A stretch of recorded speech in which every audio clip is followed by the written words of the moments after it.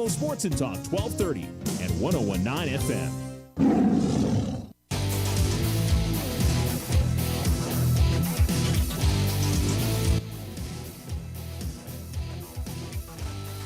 Hello and welcome to Tiger on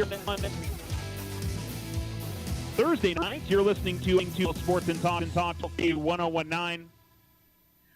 And we are ready for some Tiger football. This is the Otero Federal Credit Union pregame show right here on Alamo Sports and Talk. And we will hear from Alamogordo Tigers head football coach A.J. Cisco. We'll play his entire interview. Usually we kind of edit it, but we didn't have a chance to play it live on the roundup throughout the week. So we're going to give that to you guys here in just a second in its entirety and give you guys a good feel about what we're expecting to see tonight. Both teams beginning district, all teams in the district beginning district play this week. I think this is the only district game going on tonight, though, among the 6 teams. And there's a few other Thursday night games. I've got to remember to tell myself that it's Thursday night, but it's definitely a Thursday evening here in the Basin, and we're getting ready for what's hopefully going to be a fun matchup between these two sides, between the Tigers and the Cavemen. Tigers come in at 3-2, Cavemen at 1-4. This is a team that is much better than their record. They've played number 1, number 2, number 5 or 6 in their first 5 games. A solid Goddard team, and I'm trying to remember who else was on that schedule early in the season, but it was somebody good. So they've played a tough opening part of the schedule. Goddard, Roswell, Artesia, Volcano Vista, and Clovis. So it's been tough so far. Teams are headed out to the 50-yard line to do coin flip and meeting with the officials. Tigers are dressed in their home blacks, white numerals, gold outlining, white helmets, and white pants tonight. Looks nice. Carlsbad is in silver helmets with white jerseys, blue numerals, blue pants this evening. All right, let's go ahead and take our first commercial break. You're listening to the Otero Federal Credit Union pregame show here on Alamo Sports and Talk, 1230, 101.9. We'll be back with Alamogordo Tigers head football coach A.J. Cisco. If your home is in need of some stucco work, either the whole house or some patch and paint work, Ochoa Stucco has the expertise to get the job done and done right. Contact them today at 575-442-6745 for your estimate. Go Tigers! When life happens, OFCU has a loan for that. Appliances, furniture, medical, repairs, vacations, consolidations, and more. OFCU's personal loans are as low as 9.99% APR. Apply online at oterofcu.org or in person today. All loans are subject to credit approval. Other issues may apply. Federally insured by NCUA. Your success is our success. We belong to you.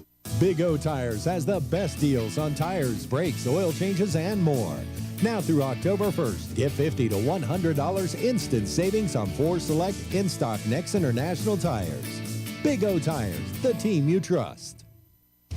Ryan Richardson Motor Company wishes the Tigers an amazing winning season. May your efforts match your dreams. Buy, sell, or trade late model cars, trucks, and SUVs.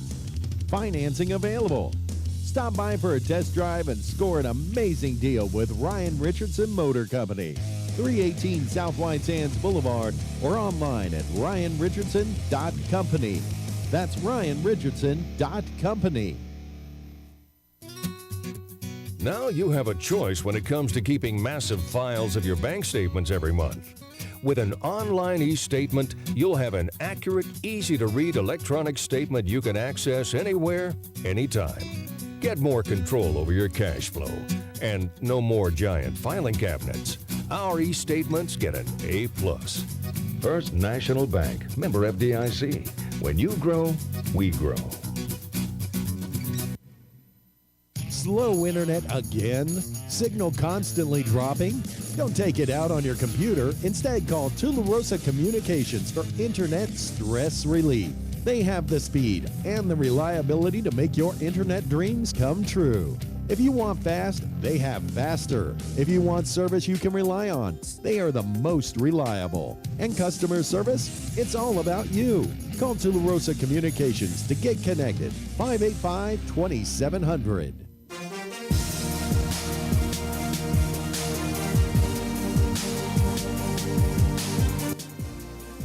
Welcome back to Tiger Stadium here on this Thursday night. We're getting ready for Tiger football as they'll face off against the Carlsbad Cavemen.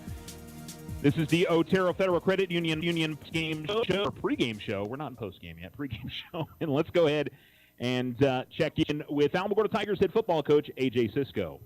Coach, coming off a bye week, so hopefully everybody's rested and ready to go for district. Yeah, when we needed it. I mean, we go through 5 weeks of the regular season, and then you add on 3 weeks before that, and that's a long 8 weeks, and we definitely needed a bye just to clear ourselves mentally and then heal up any bumps and bruises we had along the way. Well, we'll go back to a couple weeks ago. We didn't chat last week, but, I know first half, not what you want to see against Riverside, but second half, the team obviously played much better. They did, and you go back to the first half, I thought we did some things really well offensively and moving the football and having success. We just never got to stop defensively, and they just kind of ran through us. And then when we didn't sustain drives or get to score on a drive and they went down and scored, we just dug ourselves a huge hole. But went into halftime and had a long conversation with our kids about who we are and what we're about. And couldn't have been prouder of our kids for coming out and playing as hard as they did in the second half and getting after it and making it a game and having a shot to win the game at the end. And like I tell people when anybody asks about our program, our kids are tough, and they're mentally tough and physically tough. And the way they responded to that, not cower down and come back and make it an interesting and give us a shot to win it at the end, I was very proud of them. And that's a huge building block for us going forward. Did you guys change things scheme-wise defensively, or was it just the kids making the right reads and plays in the second half? We kind of personneled it a little differently. Riverside's a good football team. They got 2 guards that are extremely talented. That whole line's pretty big. They got after us in some spots. So we did some things personnel-wise to try to help us out in the second half. But a lot of it was our kids just lining up and playing and being who we are and doing what we're supposed to do. And we did a good job of that defensively and creating problems for them and stopping them. And then offensively, we actually went down and scored almost every time we had the ball.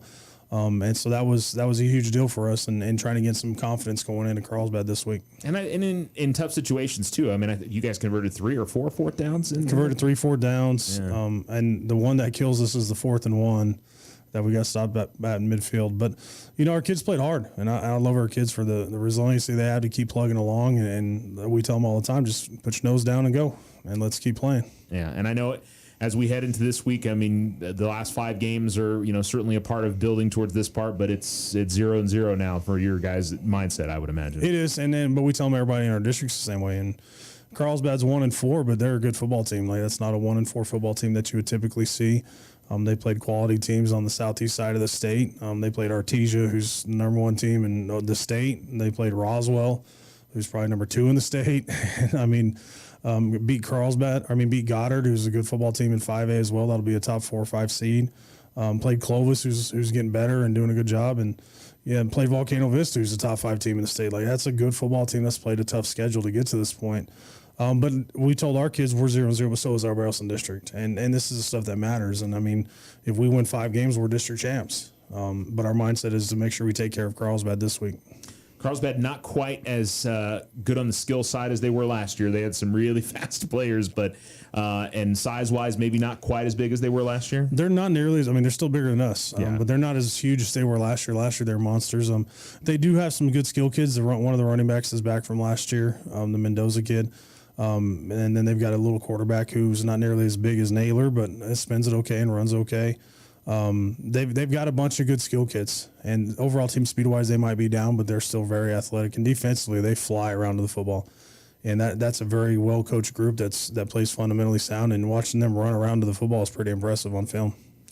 And, we talk about it every week, but obviously for you guys offensively, it's getting the things done that you need to. And in that Riverside game, it was the kind of things that's creeped up on you, not being able to finish drives. Penalties hurt you on one drive. I think it was a sack that hurt you on another.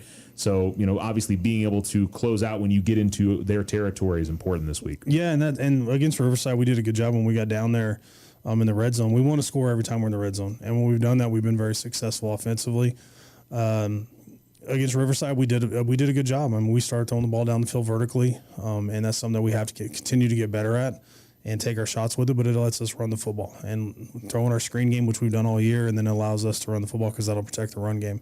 So we got to continue to do that. We can't turn the ball over, which we did an okay job of that all year. We've done a pretty good job of it, not getting ourselves in a huge bunch of situations that are troublesome because of turnovers. So We're excited to come back. We just got to focus on who we are offensively, and it's going to be a dogfight because Carlsbad's very good defensively. Coach Sanders was the offensive coordinator there last year and is now the head coach, and he's played at Goddard, played with him at Eastern. He's a good young coach that's going to be very good and done a good job with Carlsbad. And something I did mention coming out of the Riverside game, the first time we saw Anthony kind of be the feature back, and I know you try to not use him that much because he plays both sides of the ball, but he really showed the kind of special athlete that he is. Yeah, he's different when he touches it, and trying to make him survive where he can play a lot is a huge balancing task for our coaching staff because he is so vital for us offensively and defensively. But he's explosive and electric. When he touches it, a lot of good things can happen.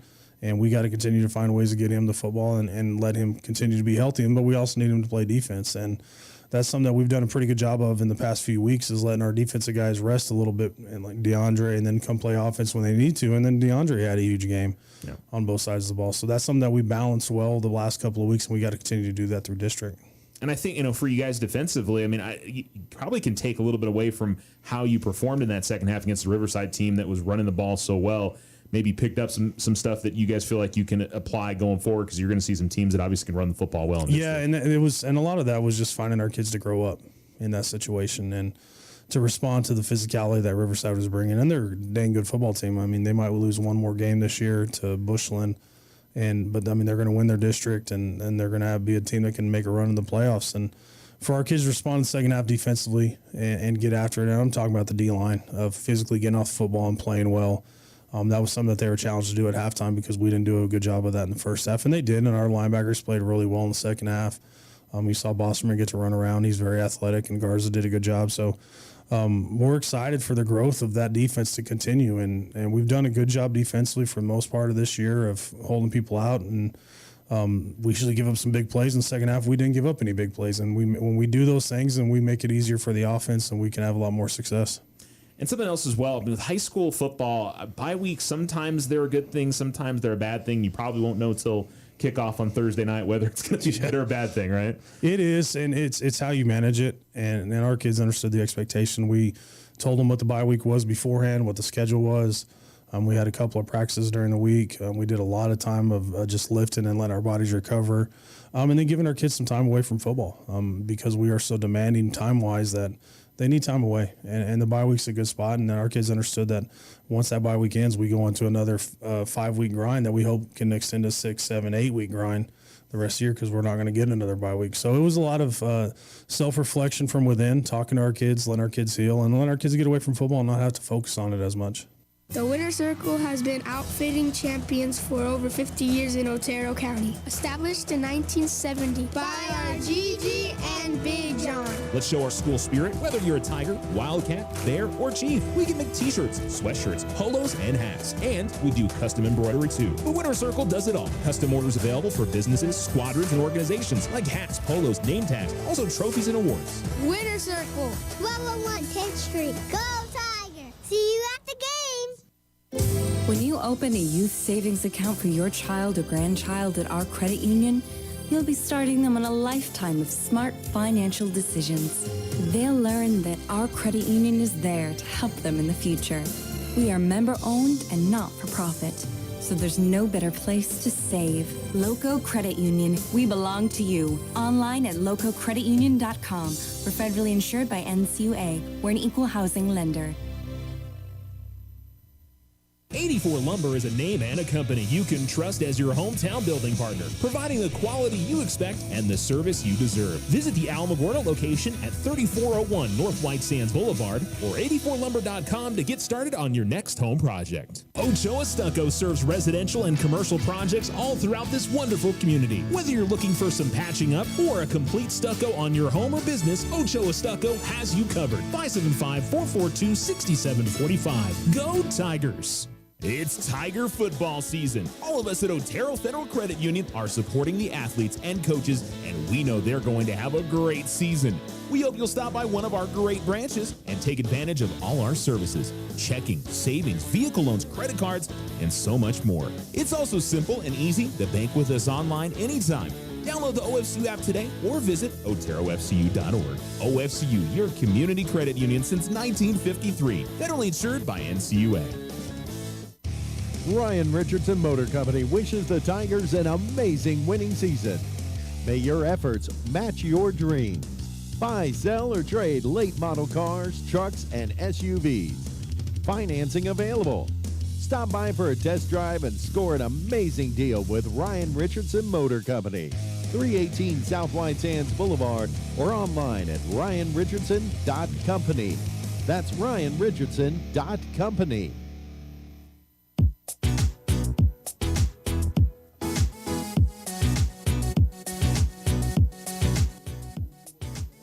Welcome back to Tiger Stadium. This is the Otero Federal Credit Union pregame show. We're about 5 minutes away from kickoff. Neither team has come back out from the locker room. We just finished up our national anthem, but we got the cheerleaders, we got the band, and, well, we wish we had a few more of you out there. So if you're listening to us, we appreciate you. But if you're in the area, come on down to the game. Remember, it's free admission into the game. Looks like Carlsbad has brought their cheerleading squad over as well. It's always nice to have some extra folks. It's band, it's whoever, and the Alamogordo and Carlsbad athletic training staff is out here as well. Noticing them go over and talk to the ambulance crew that has made their way out for this game. So Carlsbad is coming in over on the far side again. They're dressed in white jerseys, blue numerals, silver helmets with blue pants for them. Again, a Carlsbad team that it comes into this matchup at 1-4, but again, they have played an immensely tough schedule. Both them and Las Cruces, the next two opponents for the Tigers, you can say that about. They are far better than their 1-4 records show. Tigers, of course, coming in at 3-2 into tonight's matchup. Carlsbad's schedule lost to Artesia 55-7 in the opener, beat Goddard 27-19, lost to Volcano Vista on the road 28-7. Clovis, they lost to 33-23, and then Roswell 41-7.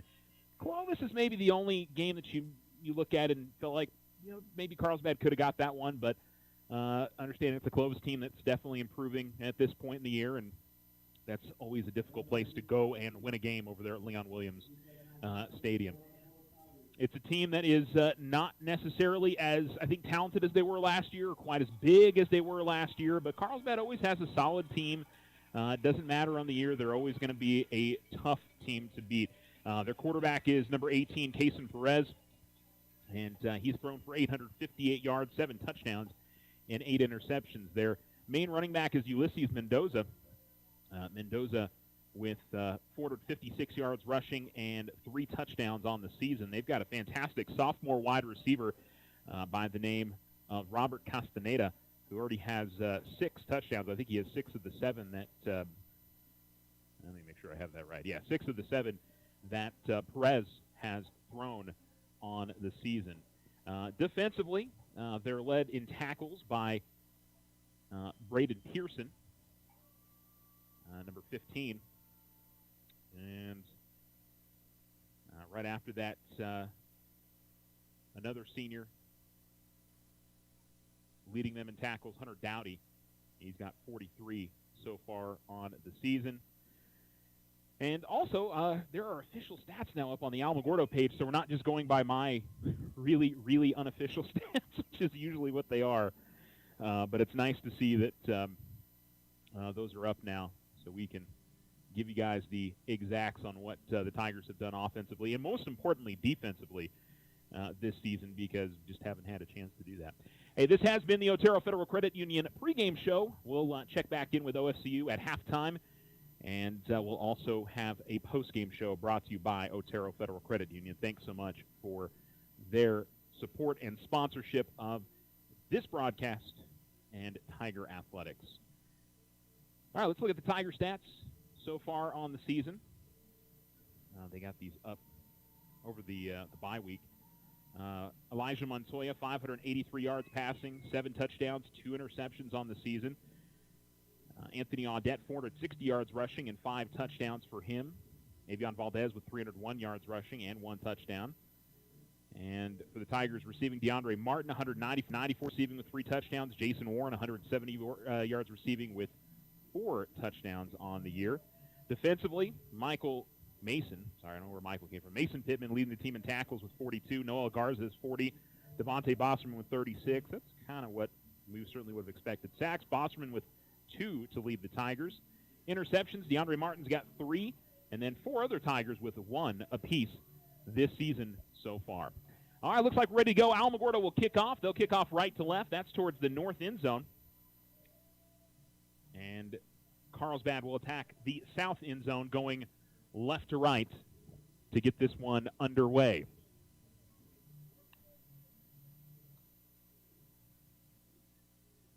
As the clock will get set here in just a second, and we'll get it going at 7 o'clock. We're on good time so far. Everything pregame has gone pretty smoothly. And again, the Tigers with some really nice looks. White helmets with the Tiger A logo on the side. Black jerseys with white numerals, white pants tonight. And it'll be number 5, Aiden Vasquez, to kick it off for the Tigers. 2 men back deep for Carlsbad at the 5-yard line. And this one is booted back to about the 5. It was tipped by one of the up men into the deep man's hands. And he'll return to about the 20-yard line. And that'll be it for Carlsbad on the opening kickoff. That was number 21, Aiden Rodriguez. And we'll get things started here with the Carlsbad offense and the Alamogordo defense. First district game, and both teams wanting to get off to a strong start. And I talked about it for Alamogordo, how important the games against Carlsbad, Las Cruces, and Oregon Mountain are. If they can win all those 3 games, I got to feel like Alamogordo is going to be a postseason team, and you want to get it started here with the win over Carlsbad. But the nice thing is they get Carlsbad and Las Cruces at home. Hopefully that will help them just a little bit. Perez, the quarterback, in the pistol. And Mendoza, the running back, behind him. Here's the snap and the fake of the handoff. They'll toss it out to the near side. And on the bubble screen, breaking one tackle and breaking another and fighting for first down yardage as he gets dragged out of bounds by Devontae Bosserman. And it'll be number 34 on the reception for the Cavemen. Ian Sandoval makes the grab. And that's a gain all the way out to the 34-yard line. It's a 13-yard completion.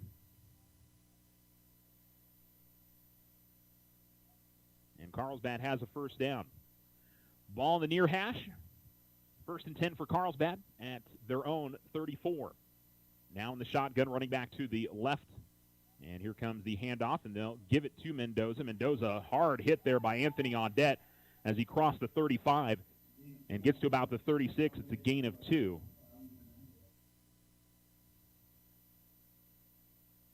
And they called Efrain Hernandez. I thought it was Audette that made the stop there, but maybe it was Audette and then Efrain who got in there and made the stop. And it'll bring up a 2nd down and 8. Ball at the 36-yard line. And it's a 2nd and 8. 2 receivers to the top, 2 to the bottom, and back to the pistol for the quarterback, Perez. Tigers with 3 down linemen. Perez will fake the handoff, keep it, quick throw, intercepted by the Tigers, running back the other way up the far sideline and getting dragged down, which should have been a horse collar tackle. It will be, but the interception by Marcus Bryant Jr., number 19, makes the pick as he stepped in front of it, and the Tigers will have excellent field position plus a 15-yard penalty. It saved the touchdown, so if the Tigers don't score on this drive, that will be I guess you'd say a good tackle, because if he doesn't do that, Bryant is in on a pick 6. It was a fake of the handoff, and then he was starting to sprint to his left. He threw it, and he didn't see Bryant, and that was about as easy of an interception as you will see. Tigers with, I don't know if it'll be goal to go, but it'll be close here on a chance to take an early lead after the interception by Marcus Bryant Jr. or Jordan Bryant. I hear a couple of different first names there. I'm going to go by the name of some of the roster. So it'll be 1st and goal from the 10. Tigers with 3 wide receivers, 2 to the near side, 1 to the top.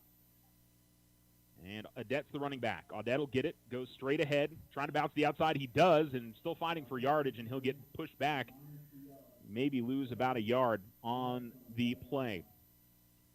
So quick change here as Alamogordo gets the interception. Bryant with the pick. And it'll be 2nd down and goal now from the 11-yard line for Alamogordo. You've got to have 7 here if you're Alamogordo after getting the ball in such good position. Montoya awaits the snap, and it's a handoff. And trying to bounce it to the outside is Audette. And he's he's not going to get much, maybe 2, get back the yardage that he lost plus 1. And now it's 3rd and goal from the 9. Martin and Gonzalez, the receivers, to the top side for the Tigers. Warren is to the bottom. And Audette will remain the running back next to Elijah Montoya. And he yells out some instructions to his line. Lifts the left leg in the air, looking back towards the sideline. Still plenty of time on the play clock. And Montoya will throw. Looking to his left, now he's going to go to his right. Rolling and looking for somebody to go to. And he will throw and into the end zone, try to go to the back corner, but there's nobody there, and it's incomplete. Good defense by Carlsbad.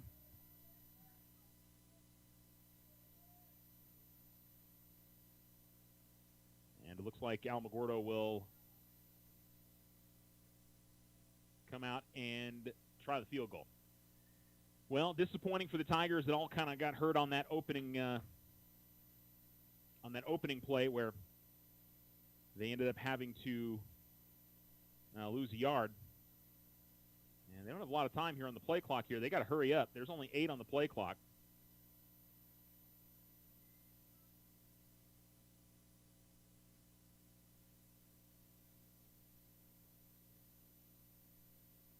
And it looks like Carlsbad may have jumped off, or was that delay of game?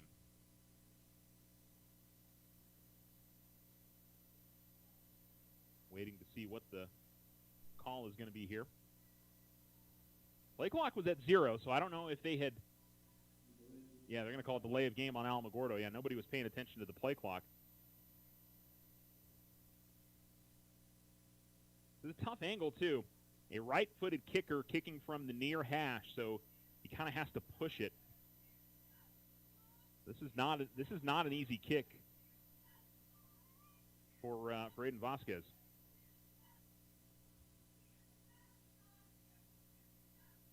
But he will try a 31-yard field goal now. Snap down, kick is up, and it's blocked. And Carlsbad has it, and they're going to try to return it. Taking up the far side, Carlsbad's got some running room here. We've got a penalty flag that is down.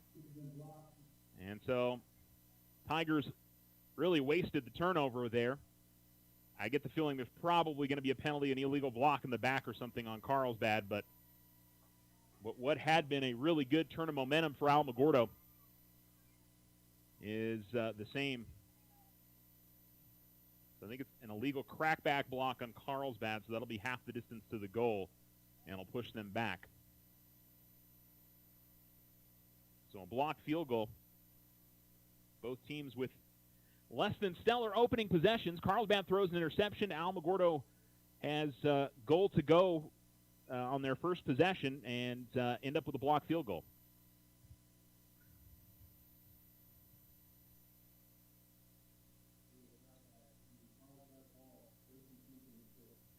And so a 15-yard penalty, and they'll have first and goal, and not necessarily a 15-yard penalty, but half the distance to the goal. So they'll get the ball at their own 7-yard line, 6-yard line, and Carlsbad back with it, going left to right out of the pistol. Here's the snap and the handoff, and Mendoza goes straight ahead into a pile, and not much there. Maybe going to get a yard on the carry is Ulysses Mendoza. 2nd and 9 now for the Tigers. Ball, or I should say for the Cavemen, ball at the drive start was at the 8, and the ball now at the 9. Alamogordo with 3 down linemen, 4 linebackers, 4 DBs, 1 wide receiver split out far to the bottom for Carlsbad, 2 at the top. And now 2 running backs in the backfield. Here's the snap and the handoff, and they give it to Mendoza, who tries to bounce it to the outside, was able to break 1 tackle, wasn't able to break the second as he's spun down as number 11 for the Tigers. Efrain Hernandez makes the tackle.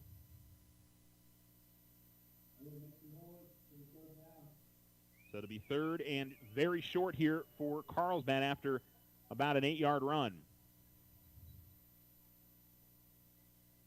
1 wide receiver to the top and 1 to the bottom. And 2 running backs, 1 to each side for the quarterback, Perez. Takes the snap, hands it off, gives it to Mendoza. He's met right at the line, but I think he's going to get enough for the first down. Looked like a gain of 2, and Carlsbad does have the first down. 7:52 to go on the Richardson Motor scoreboard here in quarter number 1, and it's Carlsbad and Alamogordo scoreless, each team with a possession so far. And a 1st and 10 for Carlsbad, their second first down of the game. Carlsbad looking over towards their sideline at the moment. And one wide receiver to the bottom, 2 to the top for Carlsbad. Lead back off the left. Tigers now with 4 right at the line. Here's the snap. And the handoff goes to Mendoza. Tries to bounce it to the outside. And a good pursuit tackle by Devontae Bosserman. He slashed in from his linebacker position and makes the stop after a gain of maybe 2. And it'll be 2nd down and 8 for the Carlsbad Cavemen. Ball on their own 21-yard line. I've only seen them go to the air twice. One was a nice completion for about 13, 14 yards. And then the other one was an interception. 2 receivers to each side for Carlsbad. Tigers 3 down linemen, 4 linebackers. Spread out a little bit more here. Here's the snap and a quick throw to the near side. It's complete and not going to get a lot as one of the Tigers jumped in there and made a pretty quick stop. Looks like that was number 3, Devontae Bosserman. But it gets the gain out to the 26-yard line. It's a gain of 5. Completion, by the way, went to number 6, Robert Castaneda.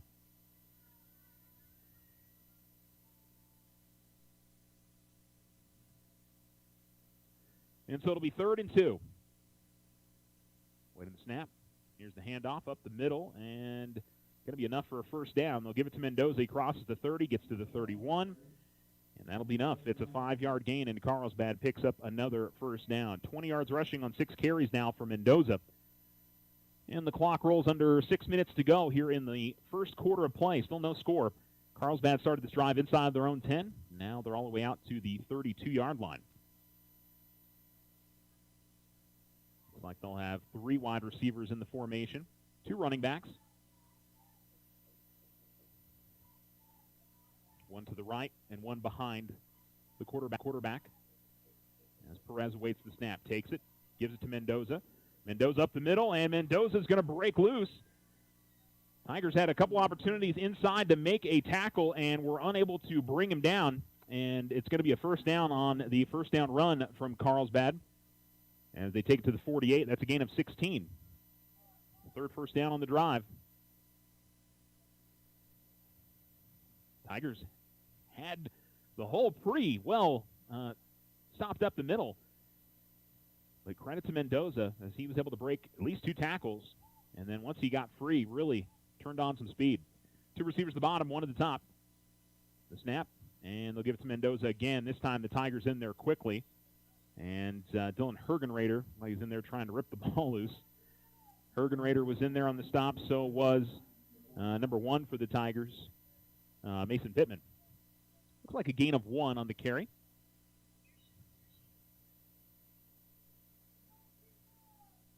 Really 1 wide receiver to the top and 1 to the bottom for the Cavemen. And like a full house backfield. So a running back to each side of the quarterback, Perez. And then 1 behind him. He will keep it, Will Perez. Late option, and what a tackle. Slashing in there and making the stop is number 11, Efrain Hernandez. He read that well, and that's going to be a loss on the play of, it looks like, 2, as it goes back to the 47. Try to late toss, and it'll be a 3rd down and long. Let's see if the Tigers can get off the field on a 3rd and 11. They faked the inside handoff, and then it was a speed sprint with the quarterback and one of the other running backs. And he tried to dish it out to him late. And the Tigers had that read well the whole way. Under 4 minutes to go. 5 on the play clock here for Carlsbad. We'll see if they get it off on time. 2, 1, they do. And actually they don't, because there's going to be a timeout called by Carlsbad. So timeout on the field on the Richardson Motor scoreboard. We have no score. 3:52 remaining in quarter number 1, and we'll take a break. You're listening to Alamo Sports and Talk, 1230, 1019. Big O Tires has the best deals on tires, brakes, oil changes, and more. Now through October 1st, get $50 to $100 instant savings on 4 select in-stock Next International tires. Big O Tires, the team you trust. 84 Lumber is a name and a company you can trust as your hometown building partner, providing the quality you expect and the service you deserve. Visit the Alamogordo location at 3401 North White Sands Boulevard or 84lumber.com to get started on your next home project.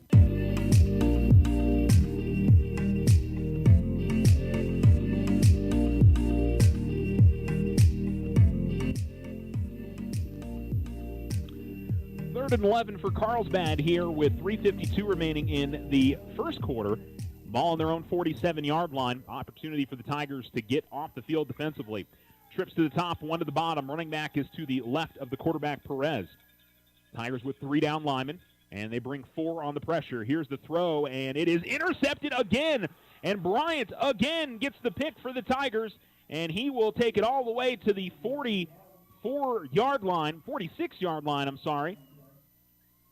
And that looked like miscommunication. There is a penalty flag in the backfield. Waiting to see what that is, if that's a holding or if it's a roughing the passer.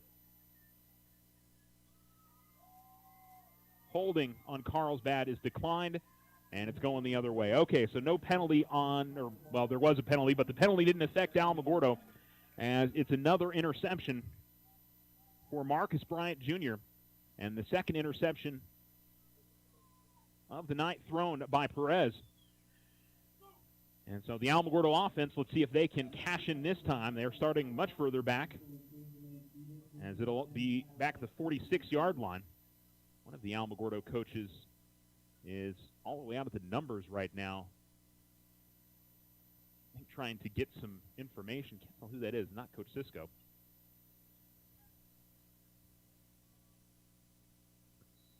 That's here we go for the Tigers. 2 wide receivers at the bottom, 1 at the top. Ball is closer to the far hash and is on the Tiger logo at the 46-yard line.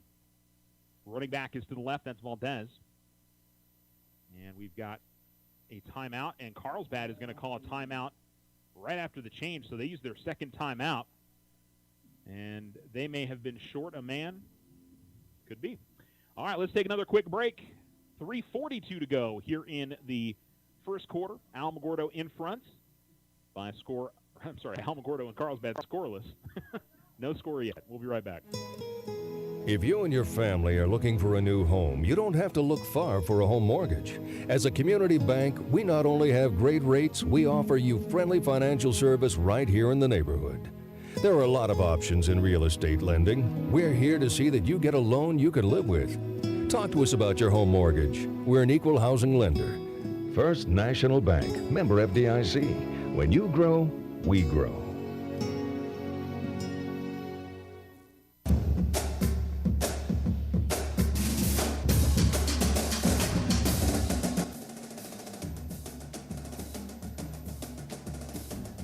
My apologies. DeAndre Martin with the interception on that last play. I thought I saw 19, but it was 10. Here's a handoff Valdez, and Valdez is going to go straight to the middle, and he is going to be ragdolled down to the ground by the Carlsbad defender, but not before he gains 8 yards on his first carry of the night. Hunter Dowdy on the stop for Carlsbad. Tigers now take it to the Carlsbad 38-yard line. Alamo hasn't had an offensive snap in their own territory in this game. 2 receivers at the bottom, 1 at the top. Ball in between the 2 hashes.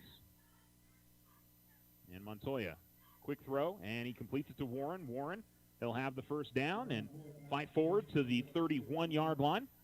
And a good clean completion there for the Tigers as he'll pick up 7.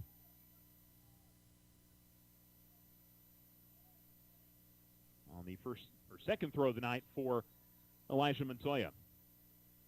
And I believe, from what I could tell, DeAndre Martin tied the interception record, I think, for career. I'll have to double-check that with Coach Sisko next week. Here's the snap and the handoff. And Valdez, straight to the middle. Valdez running. Valdez to the 5, to the 10, or to the goal line. Touchdown. Avion Valdez into the end zone for the Tigers. A 31-yard score to pay dirt. And Alamogordo does cash in on the interception this time, as the Tigers are in front, 6-0. Boy, Valdez looked like he was shot out of a cannon on that play.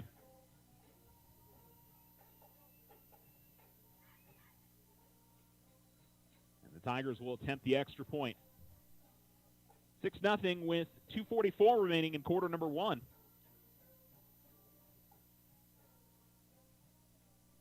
Snap up. Kick is away. And it is good. Line drive kick, but it's through the uprights, and Alamogordo's in front. 7-0, 2:44 remaining on the Richardson Motor scoreboard in quarter number 1. This is Tiger Football on Alamo Sports and Talk, 1230, 1019. Tularosa Communication is now offering the smart Wi-Fi with built-in network security and enhanced parental controls. Do you have kids at home that you want to protect from overexposure on the internet? Block content, set internet time limits, or app and website restrictions for each family member in the house. Get notified when you have a network intrusion and reroute bandwidth to devices that matter the most, all from an app on your phone. Take control of your internet with Tularosa Communications. Visit tularosa.net or call 585-2700 for more information. Custom work is what Ochoa Stucco does best. Whether you need an estimate for your home or business, you won't find better quality work anywhere. Contact Ochoa Stucco today. Like them on Facebook, 575-442-6745. Go Tigers!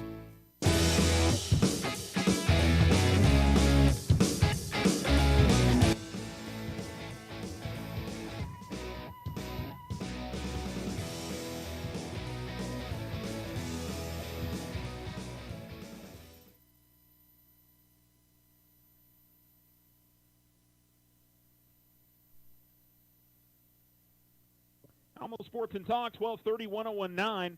And a little bit of trouble with the kickoff initially for Carlsbad, but it's going to be a big hole. And all the way out to the 31-yard line goes the returner number 21, Aiden Rodriguez for the Cavemen.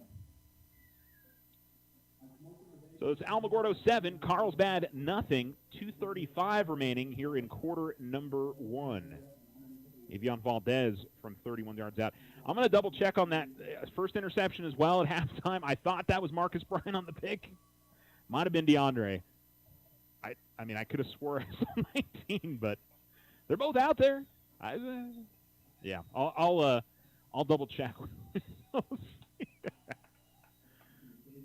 So I don't want to get anybody wrong. 10 and 19 kind of look the same. I think it might have been DeAndre on the first one too. So we'll get it clarified. Trips to the bottom, one at the top for Carlsbad. Ball's in the far hash at their own 31-yard line. The snap and the handoff will go to Mendoza, and he gets it around left tackle over towards the far sideline. He'll be brought out of bounds. Shy of the first down, he'll take it forward all the way to, looks like the 38-yard line is where he'll get the spot. It's a 7-yard gain, and it'll bring up a 2nd down and 3 for the Cavemen. Carlsbad's moved the ball, but an interception early. Is there a penalty? Looks like there is a penalty. Face mask on Alamogordo, it looks like.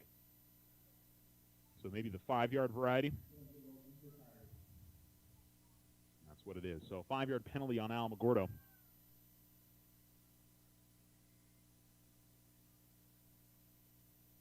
And it will be a 1st down for Carlsbad.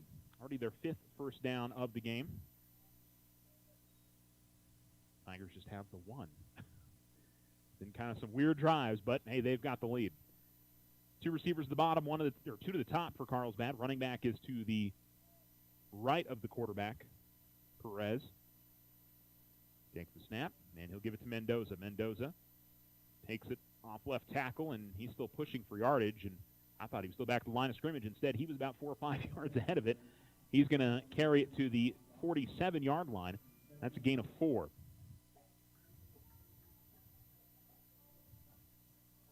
Second down and 6 for Carlsbad. They need the 47 on the Alamogordo side of the field for a 1st down. Clock at 1:45 to go in quarter number 1. Time of possession has definitely been on Carlsbad's side. 2 receivers at the top, 2 to the bottom. And here's the snap and the handoff again to Mendoza. Mendoza punches through the line and is going to end up maybe about a half-yard short of a 1st down, 5 on the carry. And Carlsbad will have a 3rd and 1 on the Alamogordo side of the field, right at the 48-yard line. Ball's going to be on the far hash for this 3rd and short. Well, for Carlsbad, the goal for them is continue to be able to run the football the way that they are. Passing the ball has been a challenge. And the handoff, Tigers are in the backfield, and they stop it short. Look like Rusty Davidson and Devontae Boss, or no, looks like Mason Pittman's the other guy in there. But Rusty and Mason. And Mason actually might have been number 2 for the Tigers.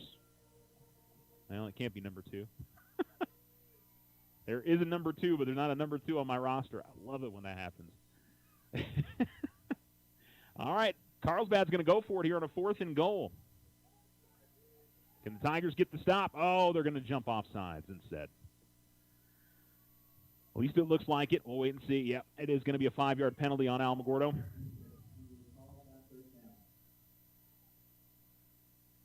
And so Carlsbad will get a freebie there and get 5 yards after the Tigers jump off sides. Like the left defensive end for the Tigers jumping off. And so 1st and 10 for Carlsbad, their first few snaps here in Alamogordo territory. We've got 19 seconds left in the quarter. And I think Carlsbad is going to go ahead and let it run down. And they can do that. So it's the end of 1 quarter here on the Richardson Motors scoreboard. Alamogordo in front of Carlsbad, 7-0. You're listening to Tiger Football on Alamo Sports and Talk, 1230, 1019.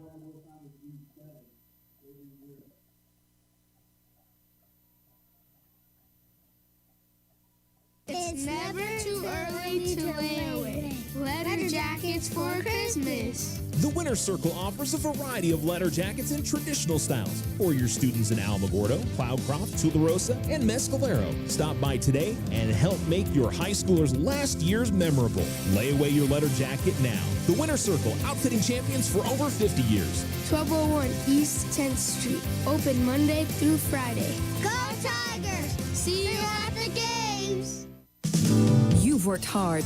Who deserves a vacation more than you? Our credit union says nobody. Talk to us about a relaxing vacation loan. We're member-owned and not-for-profit. For a vacation so relaxing, even the loan is stress-free. Loco Credit Union. We belong to you. Online at lococreditunion.com. We're federally insured by NCUA. We're an equal housing lender.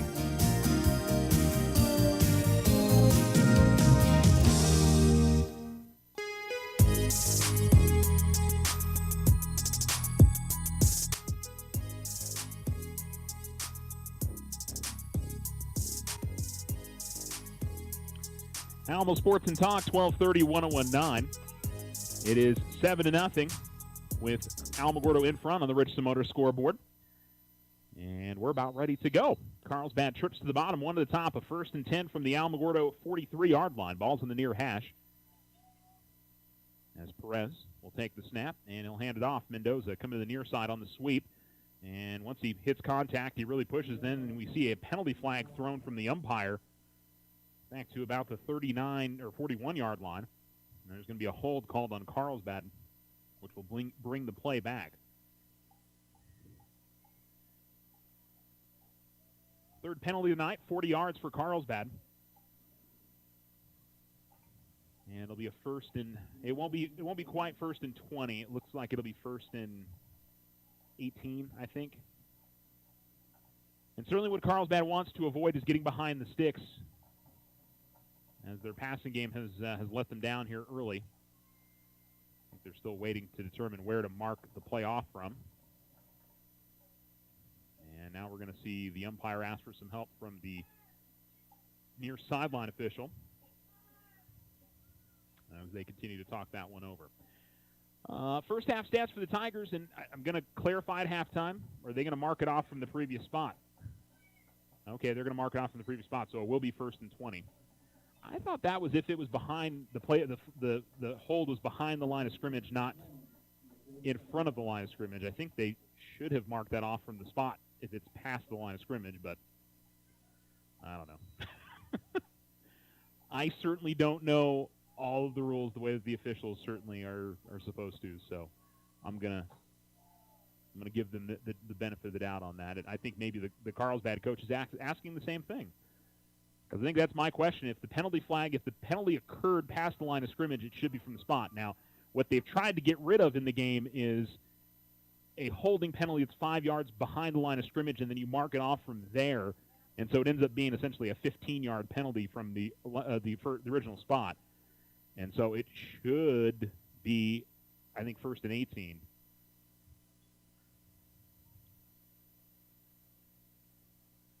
And maybe they've even marked it off. So it's from the last spot, that the 43-yard line. It should be back to the 47. If it's from the spot of the foul, it should be at the 49. Well, now we're having a meeting about it. But what I was going to talk about earlier was the clarification on who had that first interception for the Tigers. I thought it was Marcus, but maybe it was DeAndre. So DeAndre might have 2 interceptions. Marcus might have 1. DeAndre might have 1. So I want to make sure I get it correct. My mistake if I did have it wrong. Certainly isn't the first time, and won't be the last time. Looks like we're ready to go. They're going to mark it at the 47-yard line, so it'll be 1st and 20 for Carlsbad. It's a 2-yard difference. It's not that huge of a deal, but depending on what happens here, it might be. Out of the pistol. Here's the snap. And in the backfield, being brought down. This is going to be a loss as Mendoza gets it again, but Tigers blew it up in the backfield. A couple of different guys in there, along with Rusty Davidson. It looked like number 55 for the Tigers. Isaac Lotta was in there. And so it is a loss of 1. Brings up 2nd down and 21. And Mendoza and Perez, both their hands on their hips, looking towards the sideline. 10 on the play clock here for Carlsbad. And they're going to have to hurry here. 2 on the play clock. And they do get it off in time. Quick throw to the outside. It is complete. First man missed on the tackle, but the Tigers pursuing well and brought down after maybe about a 2-yard gain. The completion goes out to Robert Castaneda. It's his 2nd catch of the night. And he does get out to the 48-yard line. That is a gain of 2. And so the Tigers will defense. It's a 3rd and 19 here. Carlsbad has to get all the way to the Alamogordo 33-yard line. Perez awaits the snap. And I think they did that on purpose, try to make it look like it was an incompletion. And they did, and it's going to be a touchdown. So the Tigers stopped because Carlsbad threw it into the ground on what was a lateral to make it look like an incompletion. Now, the Tigers didn't quit on the play, but some did. If they had continued to pursue, I feel like the running back here at the near side, and that was most definitely a trick play for Carlsbad on the 3rd and long. It ends up being a touchdown. Castaneda, I believe, on the score. And that Tigers just, that's something that they've got to be smarter about, the guys on the field. As on purpose, Perez on the lateral threw it in the ground to make it look like an incompletion on a screen pass. And Carlsbad will tie it up at 7-7. Touchdown pass thrown by number 34, Ian Sandoval, on that play. It is even at 7 with 10:13 to go here in the quarter on the Richardson Motor scoreboard. You're listening to Alamo Sports and Talk, 1230, 1019. When life happens, OFCU has a loan for that. Appliances, furniture, medical, repairs, vacations, consolidations, and more. OFCU's personal loans are as low as 9.99% APR. Apply online at oterofcu.org or in person today. All loans are subject to credit approval. Other restrictions may apply. Federally insured by NCUA. Your success is our success. We belong to you.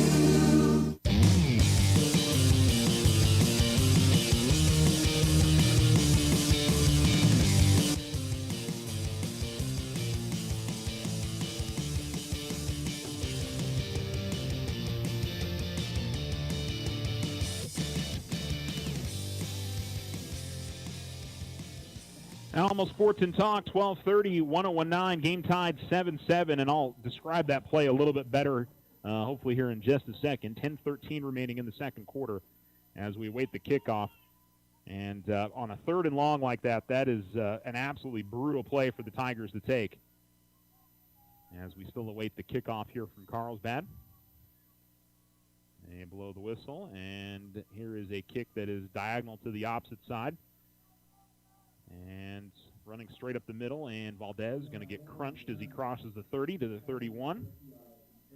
So Ian Sandoval ends up throwing a 52-yard touchdown pass. The quarterback, Perez, threw a lateral to the near sideline, and it one-hopped, and Carlsbad kind of acted like, oh, the play was over, it's an incompletion, and yet they still had Castaneda streaking up the field, and it was a nice throw by Sandoval. Tigers had 2 players in the area, so they certainly could have made a play, but the big thing was when the ball hopped, Alamogordo should have been pursuing Sandoval, and they stopped and they didn't go get after him because they thought the play was dead. And it's one of those that until you hear the whistle, you got to keep playing. And Carlsbad took advantage of that, and the Tigers didn't make the plays that they needed to there.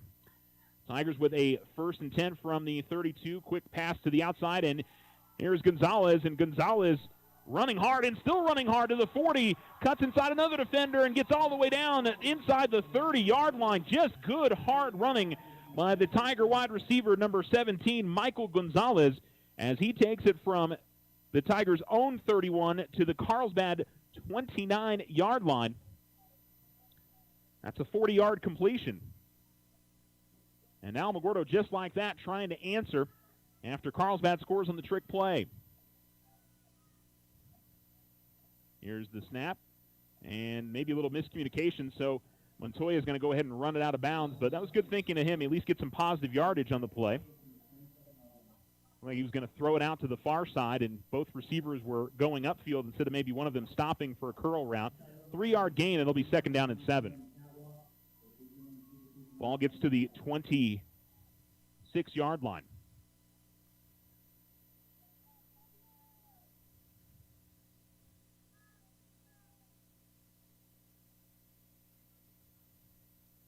Snap in the handoff. Audette escapes one attacker in the backfield and continues to fight forward, and he's knocked out of bounds inside the 20. And then a late penalty flag is going to be thrown by the umpire, or I should say the referee. I don't know if he deemed that to be a late hit.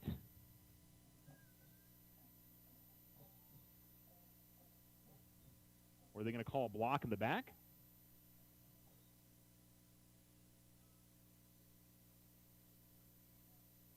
Dead ball, personal foul against Carlsbad.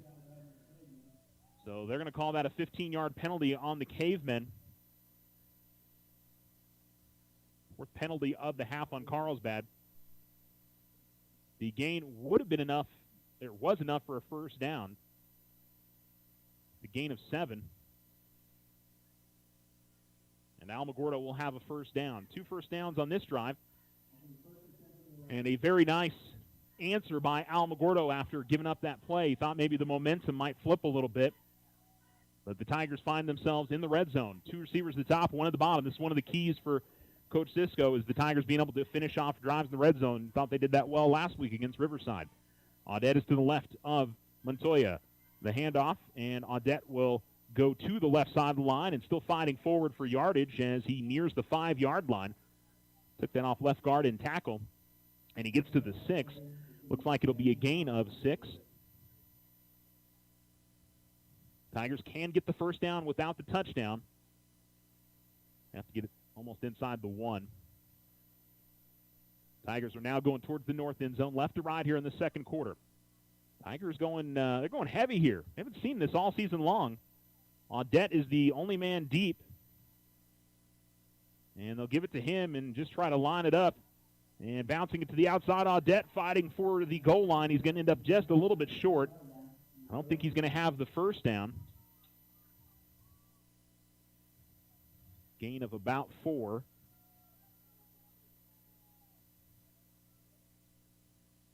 But we haven't seen this heavy set from the Tigers all year long. Essentially everybody up at the line of scrimmage, and then two lead backs. Audette gets it, going to the right side, and he's going to be met. They were not defending well on the edge, and Carlsbad comes in and makes the stop.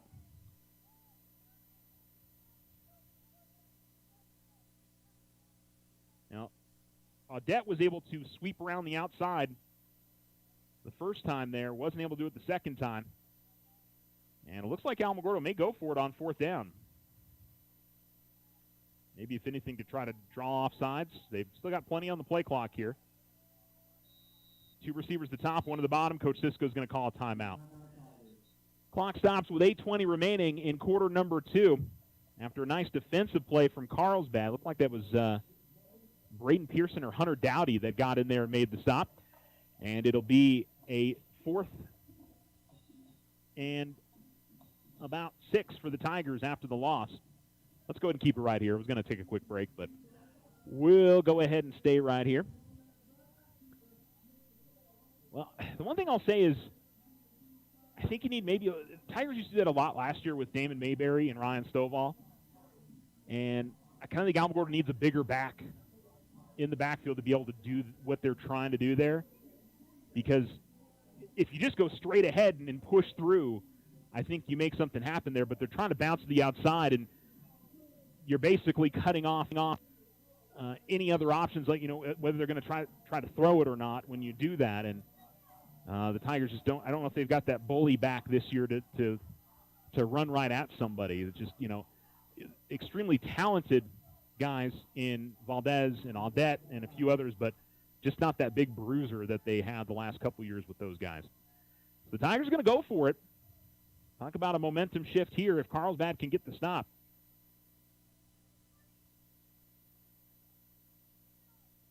Montoya, I think, hard counting. And he's going to fake the handoff, and then he's going to throw it, and he's going to complete it, and it's a touchdown for the Tigers. I have no idea how that defender did not make the stop. He completes it to number 44 for the Tigers as the up-back, Andrew Tejas, gets the touchdown reception from 6 yards out. Number 28 for Carlsbad, Reenson Kiwawimbi.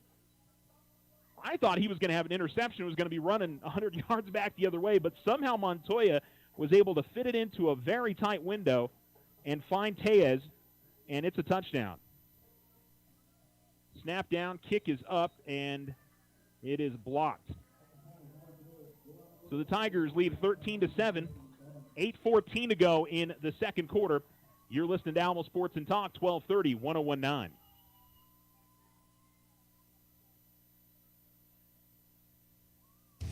Ryan Richardson Motor Company wishes the Tigers an amazing winning season. May your efforts match your dreams. Buy, sell, or trade late model cars, trucks, and SUVs. Financing available. Stop by for a test drive and score an amazing deal with Ryan Richardson Motor Company. 318 South White Sands Boulevard or online at ryanrichardson.company. That's ryanrichardson.company. Big O Tires has the best deals on tires, brakes, oil changes, and more. Now through October 1st, get $50 to $100 instant savings on 4 select in-stock Next International tires. Big O Tires, the team you trust. 84 Lumber is a name and a company you can trust as your hometown building partner, providing the quality you expect and the service you deserve. Visit the Alamogordo location at 3401 North White Sands Boulevard or 84lumber.com to get started on your next home project.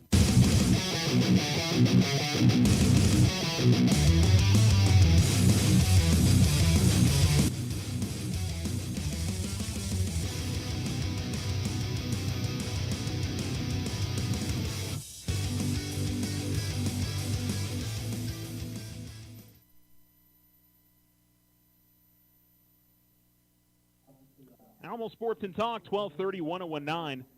I believe it's 13-7. For whatever reason, they added the extra point. I could have sworn it got blocked. Unless my eyes deceive me. We'll clarify. I'm a little unsure. Hopefully they're gonna fix that. Yeah, I think the Carlsbad sideline is going, hey, what happened there? because it should be 13-7, I believe, and that's, I imagine, what the stoppage is. And hopefully they'll get the message up here to the scoreboard operator.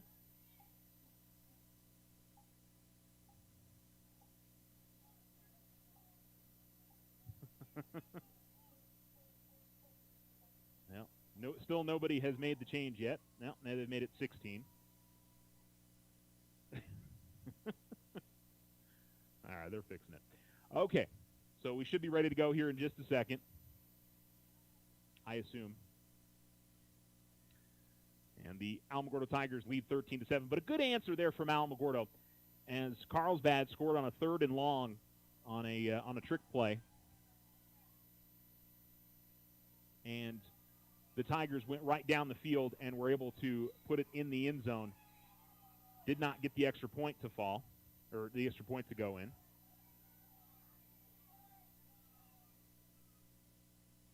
And looks like they've got the score correct now.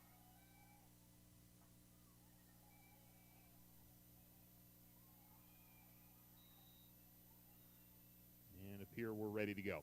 All right, 3 down linemen for the Tigers. Perez takes the snap and hands it off. Mendoza looking to bounce to the outside. He's got some decent running room, breaks through the first tackle, but Bosserman's going to hang on, but not before Mendoza gets some good yardage. That's been on the edges. That's where Alamogordo's had a little bit of trouble up to this point in the game. It's a gain of about 15 on the carry. When he's been able to bounce it to the outside, probably when he's been the most dangerous. 1st and 10 for Carlsbad.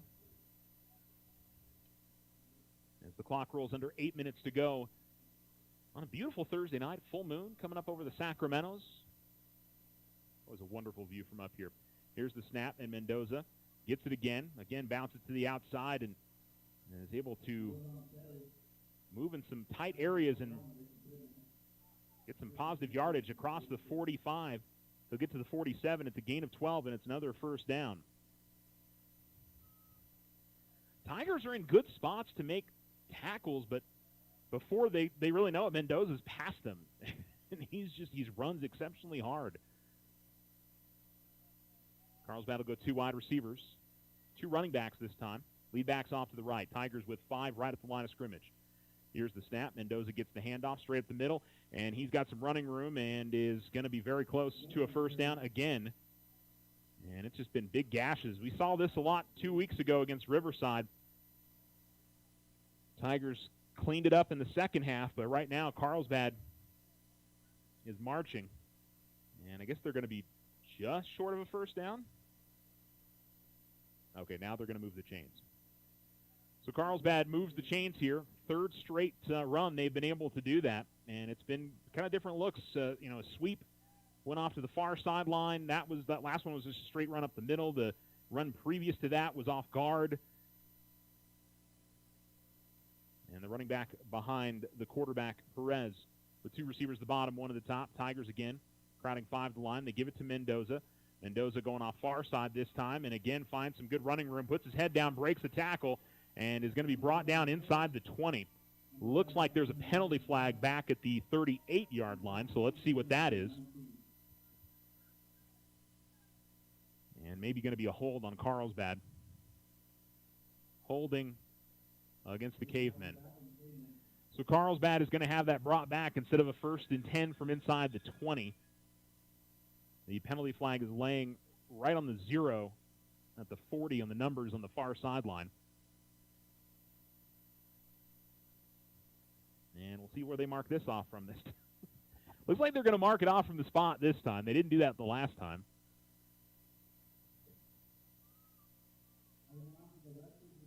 All right, so that time it is a 10-yard penalty from the spot of the foul, which was at the 39-yard line, so it takes it back to the 49.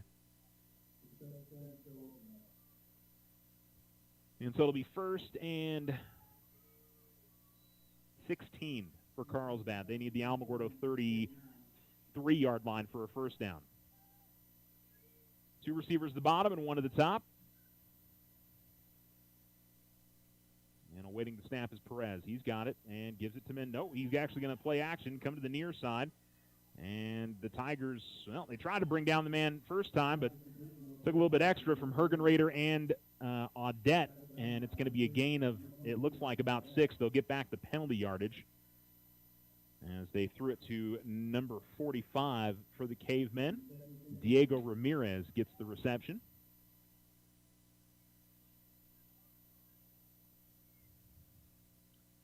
And it'll be 2nd down and 10.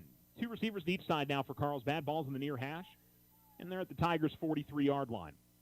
13-7, Alamogordo leads. Back to pass, Perez. It's a screen. Tigers were in the backfield, and they complete it. There is a penalty flag that's down. It's going to be a first down on the completion, but let's wait and see what the penalty is. And the Carlsbad sideline is not happy. Thought at first, I think the Carlsbad sideline thought that was going to be ineligible man downfield, but the ball was completed behind the line of scrimmage, so it wasn't that, and it was a hold, and looked like there was a little bit of a kick of air over on the far sideline. Now, Carlsbad has definitely had the penalties rack up on them here in this first half. And it'll put them back to 2nd and 20 now. The Alamogordo 47-yard, or at their own 47-yard line. 5:21 to go in quarter number 2. Alamogordo leads 13-7. 2 receivers to the top and 1 to the bottom. Now 2 to the bottom. Here's the snap. And a delayed handoff. Mendoza's got it. Breaks a tackle. Mendoza's still running 40, 30. Still on his feet. Pushed out of bounds. As Efrain Hernandez gets over there, but the Tigers did not play the running back. It was a really good delay. Played the pass the whole way, and they kind of cleared out the near side. The receivers were all crossing to the opposite end of the field. And he takes it all the way down to the 20-yard line. It's a gain of 34.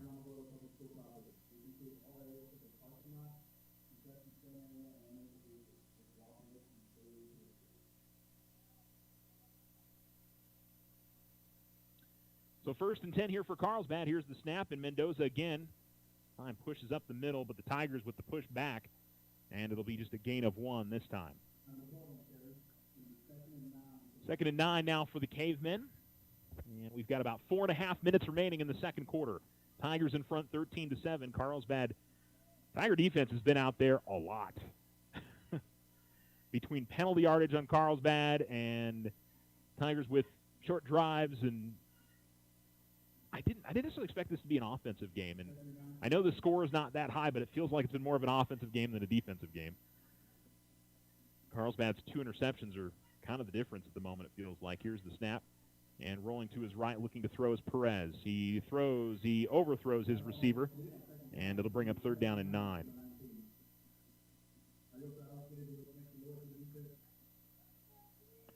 The Tigers will again try to get off the field on a 3rd down. And actually, I don't think they've faced a 3rd down on this drive. Carlsbad has marched, and even with a couple holding penalties, and it would appear Carlsbad is going to call timeout. They did stop the clock.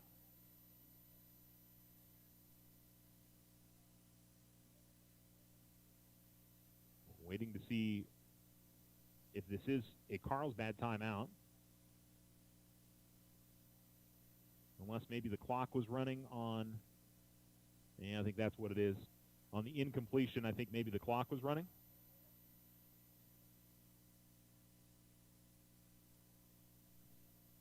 And so they've put it to 4 minutes. I think they may have to add some more to that. Waiting to see if that's the case. Yeah, they haven't added anything. I don't know if Carlsbad took a timeout there. Their offensive line stayed on the field. So the official doesn't look like he's ready to go here. And I think they want, okay, they're taking it up to 4:06. That's what it is. All right, so ready to go. Trips to the top and 1 to the bottom. And again, rolling out to his right is Perez, looking to throw it, and he'll toss it, and he'll complete it, and it's going to be enough for a first down inside the 10, down to the 9.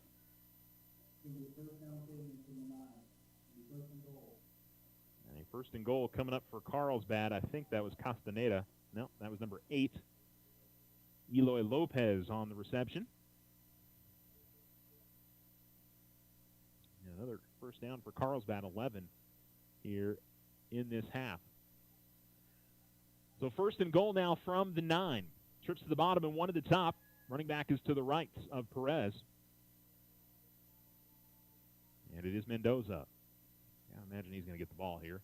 And he does, and it's a sweep to the near side. And the Tigers pursue pretty nicely. Some good hard running again by Perez. Carlsbad was arguing that he got into the end zone. They marked him out at the 2. I kind of thought he was out back at the 4, but it's going to be end up being a gain of 7. He already has 131 yards rushing in this first half. Well, that's going to be a big point of contention for Alamogordo, is how they slow him down in the second half. And it's been in different ways. He's gotten to the outside. It's been up the middle. I think on the outside is where he's definitely done the most damage, but again, I think number 12 is going to get it again. I'd be surprised. No, it's going to be kept by Perez, and he is going to work his way into the end zone for a touchdown. Hold it out on the read option, and Carlsbad had his chance to take the lead.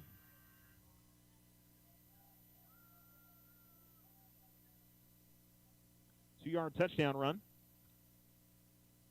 And after the blocked extra point on the Tigers' last try, Carlsbad, if they can make theirs, can go up by 1. Alamogordo at least have a chance here before the end of the half. And they will get the ball to begin the second half as well. So you'd certainly love to double up if you're the Tigers and try to score here in the final 3:18. No, they're going to try to go for 2, and they push ahead, and it looks like they're going to get it. So Carlsbad's going to go up by 2. So it'll be 15-13. So 15-13 the lead for Carlsbad. And we will go ahead and take a break on the Richardson Motor scoreboard with 3:18 remaining. You're listening to Alamo Sports and Talk, 1230, 1019.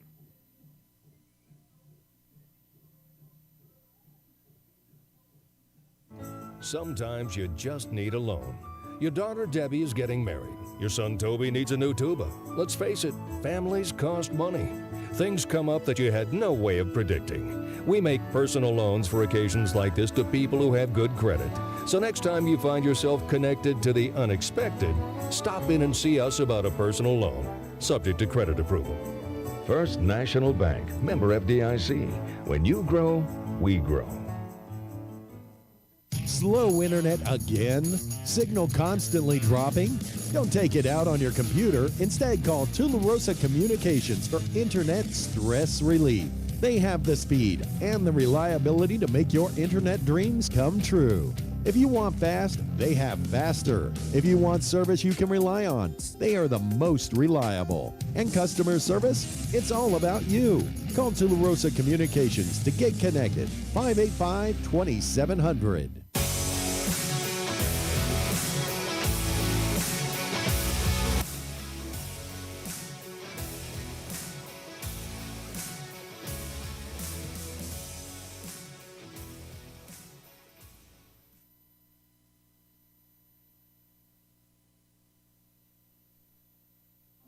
Alamo Sports and Talk, 1230, 1019. 3:14 remaining here in the quarter. Tigers return went to the 20-yard line after it bounced a couple times, and DeAndre Martin had to go back and get it.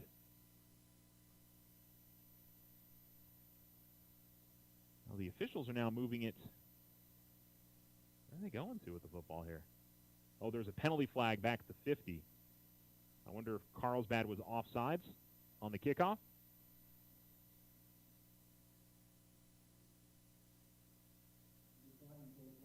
Or was it an illegal, crackback or a hit to the helmet on one of the Carlsbad players up at the 50? And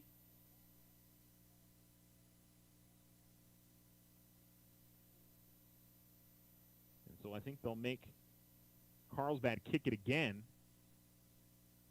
I'm looking this way down the field for the return to see what exactly happened there.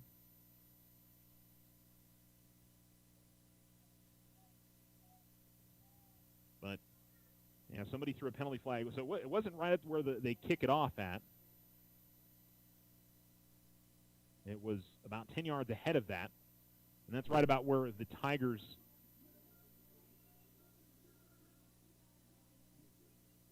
oh, man, and then you got another one of the Tiger coaches that's out on the field again. He's all the way out at the hash.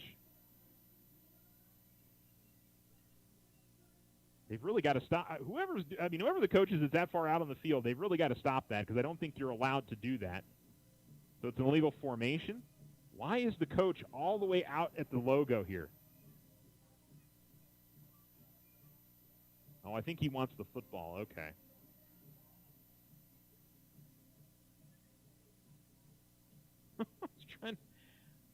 I didn't know, because my concern was that you're talking about the, I didn't know if they were trying to talk to the officials, and usually the coaches are not really keen on that. And I'm not even sure if that's a coach, to be honest, but it's not one of the players.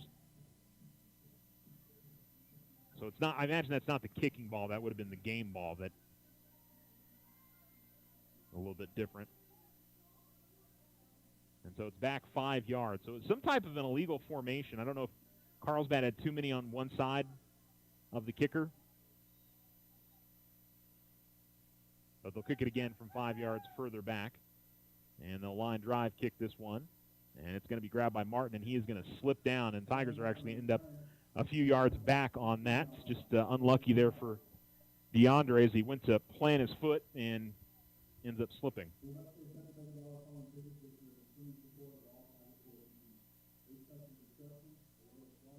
And so the Tigers, with 3:11 remaining, and I believe 2 of their timeouts are remaining. They've had some room to do some stuff passing on the outside in this game. They'd like to see them maybe be a little bit aggressive here, but it may just be a run on first down to see what they can get to start the drive.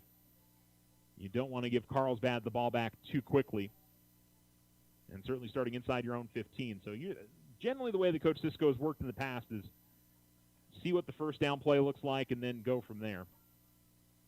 And a lot of times it will be a run, but we'll see. 2 receivers the bottom, 1 at the top for the Tigers. Montoya waiting the snap. Now he'll hold up and bark out some instructions. Man in motion from the near side to the far side. And the Tigers will throw it, and they'll complete. No, they won't complete it to Warren. I think that was going to be an illegal motion on the Tigers anyway, because Best, who was coming in motion, was running towards the line of scrimmage as he was moving across. So he needed to continue going parallel to the line of scrimmage, and he was already turning upfield before the snap. So it's an illegal shift, and waiting to see if they're going to take it or decline it.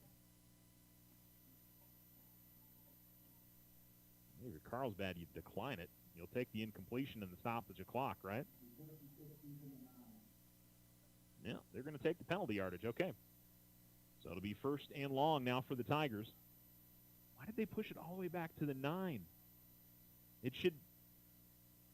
That's confusing yardage. Valdez gets to the near side. Valdez is going to fight forward for some positive yardage, but it was... The play was at the 16. That play should have started at the 11. Why was that at the 9? It's a 4-yard gain for Valdez.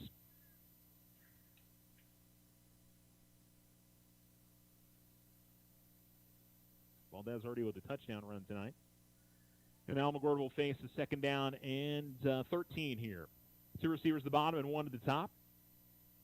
And we've got a penalty flag before the play goes, and it's going to be a false start on Alamogordo.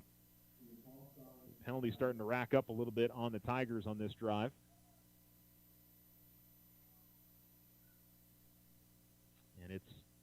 And it's pre-snap stuff. Those are the ones that drive coaches crazy.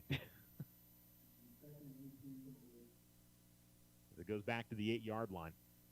But again, I don't know. The 5-yard penalty on an illegal shift. Why did they mark off like 8? Confusing. Montoya waiting the snap, and he's going to throw his own goal line. And he can get rid of it. And is that a catch to the near sideline? Looks like it is.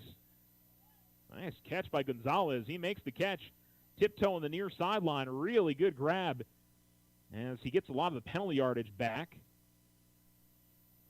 And to see if there's... Oh, they said it was incomplete? Oh, I thought he caught it. Wow, okay.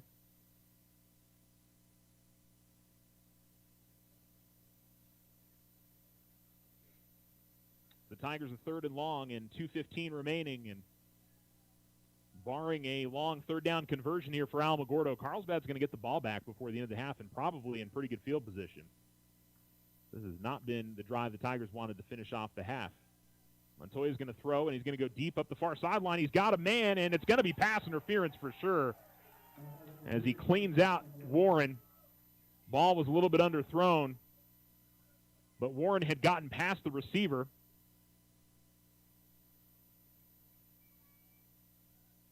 And I don't know if this is enough for a first down, though.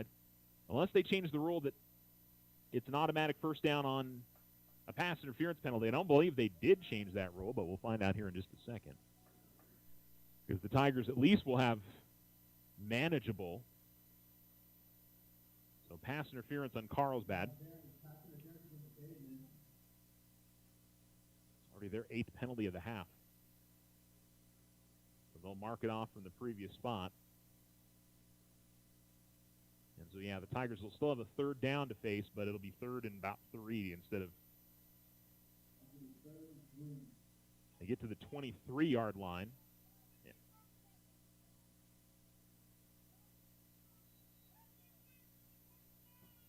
Somebody's yelling pass interference is a first down. It's not in high school, guys. 2 receivers at the bottom and 1 at the top. Running back to the right, unless they change the rule. If I would think Coach Sisko would be screaming. Here's a handoff to Valdez, and Valdez fighting for yardage, and he's going to get maybe a yard. And I can't imagine Alamogordo is going to go for it here on 4th and 2 inside their own territory here. Maybe. I doubt it.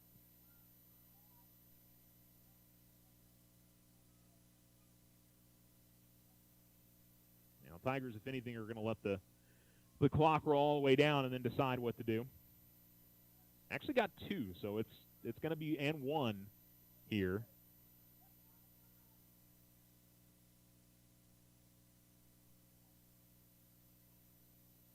And I don't think you want to give Carlsbad the ball deep inside your own territory like this, but Tigers will call the timeout with 1:22 remaining. And let's go ahead and take a quick break. We do have the Otero Federal Credit Union halftime show coming up for you. We won't have a whole lot of scores to update you on, but we'll update you on stats. We'll hear from our Tiger Athlete of the Week for this week as well, and much more. 1:22 remaining in the second quarter. Alamogordo trails Carlsbad 15-13. The Winter Circle has been outfitting champions for over 50 years in Otero County. Established in 1970 by our Gigi and Big John. Let's show our school spirit. Whether you're a Tiger, Wildcat, Bear, or Chief, we can make t-shirts, sweatshirts, polos, and hats. And we do custom embroidery too. The Winter Circle does it all. Custom orders available for businesses, squadrons, and organizations like hats, polos, name tags, also trophies and awards. Winter Circle. 1201 10th Street. Go Tiger! See you at the game!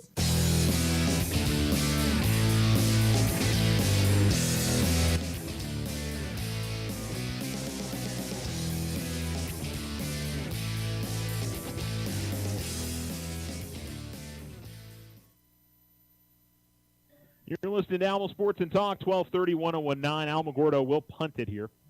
I think it's the right call. You're getting ready to go to halftime. Don't give Carlsbad any sort of momentum there. You get the ball to begin the second half. And Carlsbad will send one man back deep. Aiden Vasquez, who has had a very good year punting. Not a very good snap, but he's able to get back and get it and get off a pretty good kick. It's going to take a little bit of a Carlsbad bounce at the 46-yard line. It'll be down at the 47 and a punt of about 28 yards.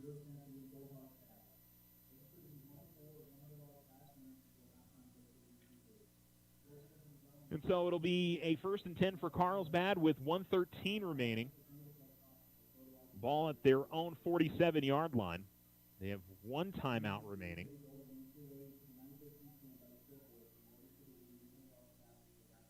We're looking at the Tiger band is getting ready to perform here at halftime. They've got quite a elaborate setup. Can't wait. I haven't seen this. Everything was a little basic for the first couple of performances of the year, and this year it's kind of cool looking over there. All right, here we go.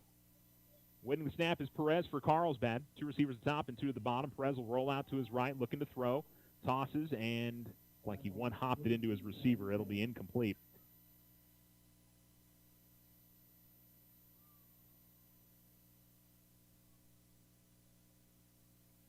It'll bring up second down and 10. 1:09 remaining. Carlsbad's got to be a little careful here, too. If they throw 3 straight incompletions and give it right back to the Tigers, Alamogordo still has one of their timeouts remaining. And I think the other thing, obviously, is you don't want to throw an interception. You've already thrown a couple of those in this game. I'd give the ball to Mendoza. He was ripping them off in 15, 20-yard chunks on the last drive. Man in motion from the near side to the far side. And now they're going to throw it again. Play action. Looking to throw, and that one was deflected by Mason Pittman and falls to the ground, and it'll be third down and 10. 1:05 remaining in the second quarter. Again, the Otero Federal Credit Union halftime show coming up for you guys next. There are a few other games out there. I will apologize. I was saying this week that Cloudcroft and Oregon Mountain were playing. Apparently that game was canceled. Oregon Mountain JVs did not have enough players, so unfortunately Cloudcroft did not able to play their game this week. Trips to the top and 1 to the bottom. Here's the snap, and Perez will roll out to his right again, looking to throw, and he will throw and right onto the hands of the receiver, but incomplete. And so the Alamogordo offense should get another try here. I can't imagine Carlsbad would go for it. Yeah, they're going to send out their punting unit. Again, at least make Alamogordo go 70, 80 yards to try to have to score.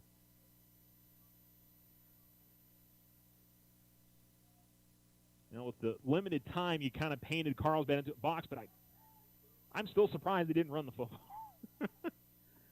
That one threw me off a little bit for as well as they were moving it against the Tigers offensively on that last drive. Here's a snap, and Tigers, it's a bad punt. It's blocked, and the Tigers pick it up, and it's going to go all the way down inside the 15-yard line. That one was line drive, basically kicked into one of the Tiger defenders. I'm not sure who picked it up. I genuinely have no idea who blocked it. There is a Tiger player that is down on the play, and I can't tell who the number is right now, so we'll let you guys know. It looks like something on the left leg of the Tiger player. I thought initially it looked like it was maybe Mason Pittman. But they're working on him right now. The Tigers are going to have it at the Carlsbad 16-yard line. That's a disaster for Carlsbad. 53 seconds remaining. After Alamogordo was on the rush. There's no doubt about that. But the punter essentially line drive kicked it right into one of the Tiger players. So to say who blocked it, I have no idea. I think it may have gone off a couple of guys there as they continue to work on the Tiger player. And again, trying to see if it is Mason. Not putting a whole lot of weight on his left leg at the moment. And it appears to be who it is. I know Mason has had some injury trouble in the offseason as well. And he's essentially being carried off the field here by both Misa Tran and David Maldonado, the Alamogordo Tiger athletic trainers. But we look to the field now as Alamogordo's offense has got a golden opportunity to score before the end of the half. Now, you got to get something here, but you'd really like to get 7. Really, really would like to get 7. Trips to the bottom and 1 to the top. Running back is to the left. Montoya in the shotgun. He will take the snap, fake the handoff, looking downfield, going to throw, back quarter of the end zone. That one's going to be incomplete, a little bit too far out of bounds at the near sideline. I believe DeAndre Martin is who he was looking for on the play.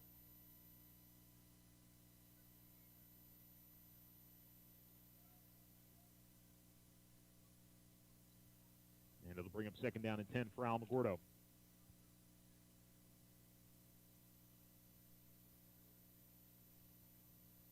Can't tell if that was, yeah, I think that was Martin who he's looking for there. Having trouble with 10 and 19 tonight. Three receivers at the bottom, one at the top. Montoya again takes the snap, fakes the handoff, quick throw. He gives it to Martin. Martin is going to make the grab, and he's going to fight forward to about the 11-yard line. It'll be a gain of 6 or 5. We'll give it 5. Tigers have time here, 29 seconds remaining. They still have a timeout remaining, but I think they want to make sure Carlsbad won't see the ball again here before the end of the half. Tigers get right up on the line and ready to go. Montoya looking to throw and going towards the back corner of the end zone, and boy, that was almost intercepted. There was a miscommunication. Jason Warren, I think, maybe ran the wrong route. He's slapping top of his helmet. Now Alamogordo's going to kick a field goal, looks like, with 13 seconds remaining. Well, halftime lead would be okay if you're Alamogordo. They've had a field goal blocked already. And I think Elijah and Jason are talking things over there, so I believe there was a miscommunication. I'm not sure if that was quarterback or wide receiver that had the wrong route, but it was one of the two. So from the near hash, Alamogordo still has a timeout. Or are they going to... Carlsbad's going to call a timeout. They had nothing on the field. Why do they call the timeout there? That was weird. Kind of gave a reprieve there to Alamogordo. Curious. So it'll be a 28-yard field goal, I believe. Once we line it up again, I'll let you guys know for sure. But if you're Alamo and you can take the lead into halftime, you'll be happy. Aiden's capable of hitting these. He hit a couple of 30-yard field goals up in Santa Fe against Capital. Again, it's from the hash, so it's not an easy kick. Again, he's got to kind of curl it in. The hashes are so wide, and sometimes when you're this close, it's even more difficult than if you're further out.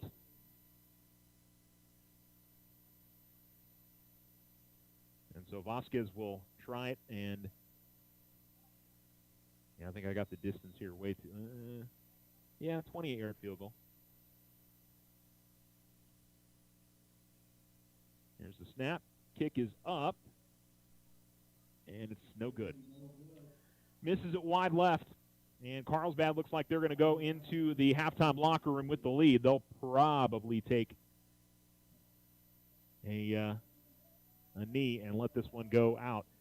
Alamogordo will have the ball. That was a gift there right there at the end of the half, and I think if you're Alamo, you're frustrated you didn't get something. You were kind of hamstrung with what you could call there at the end of the half, but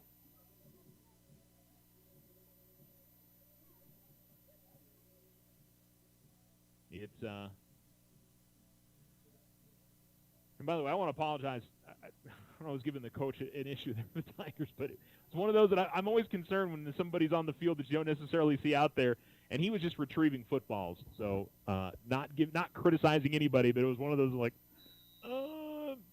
you just don't want to make the officials upset, you know.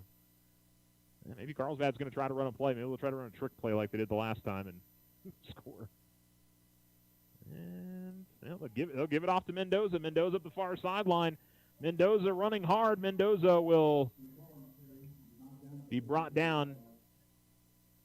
4 seconds left. And Carlsbad is going to take it to the locker room. They're not even going to bother.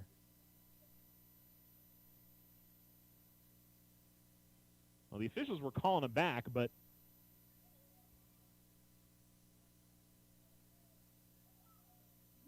the clock stopped and it should roll, and now it goes. And well, that was silly. Could have just let the kids run to the locker room. 23-yard gain right there at the end of the half. Over 150 yards rushing in that first half for Ulysses Mendoza.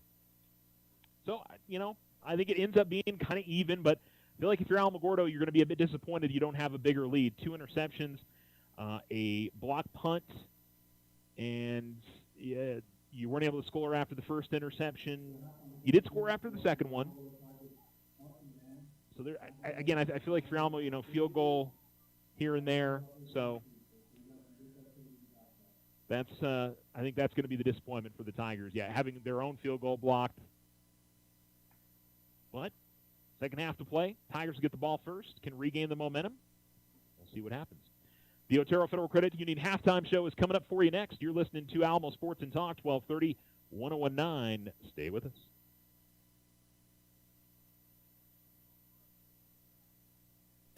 When you open a youth savings account for your child or grandchild at our credit union, you'll be starting them on a lifetime of smart financial decisions. They'll learn that our credit union is there to help them in the future. We are member-owned and not-for-profit, so there's no better place to save. Loco Credit Union, we belong to you. Online at lococreditunion.com. We're federally insured by NCUA. We're an equal housing lender. Ochoa Stucco serves residential and commercial projects all throughout this wonderful community. Whether you're looking for some patching up or a complete stucco on your home or business, Ochoa Stucco has you covered. 575-442-6745. Go Tigers! Big O Tires has the best deals on tires, brakes, oil changes, and more. Now through October 1st, get $50 to $100 instant savings on 4 select in-stock Next International tires. Big O Tires, the team you trust. It's Tiger football season. All of us at Otero Federal Credit Union are supporting the athletes and coaches, and we know they're going to have a great season. We hope you'll stop by one of our great branches and take advantage of all our services: checking, savings, vehicle loans, credit cards, and so much more. It's also simple and easy to bank with us online anytime. Download the OFCU app today or visit oterofcu.org. OFCU, your community credit union since 1953. Federally insured by NCUA. Ryan Richardson Motor Company wishes the Tigers an amazing winning season. May your efforts match your dreams. Buy, sell, or trade late model cars, trucks, and SUVs. Financing available. Stop by for a test drive and score an amazing deal with Ryan Richardson Motor Company. 318 South White Sands Boulevard or online at ryanrichardson.company. That's ryanrichardson.company. When someone thinks they have a better idea, like a new way to make it or a new place to take it, they start their own business. Every small business has not so small ambitions. We can help you with about every financial service you'll need, like e-statements to save your filing space, mobile banking from your smartphone, lines of credit for expansion, and online account access. To us, there's nothing small about small business. First National Bank, member FDIC. When you grow, we grow.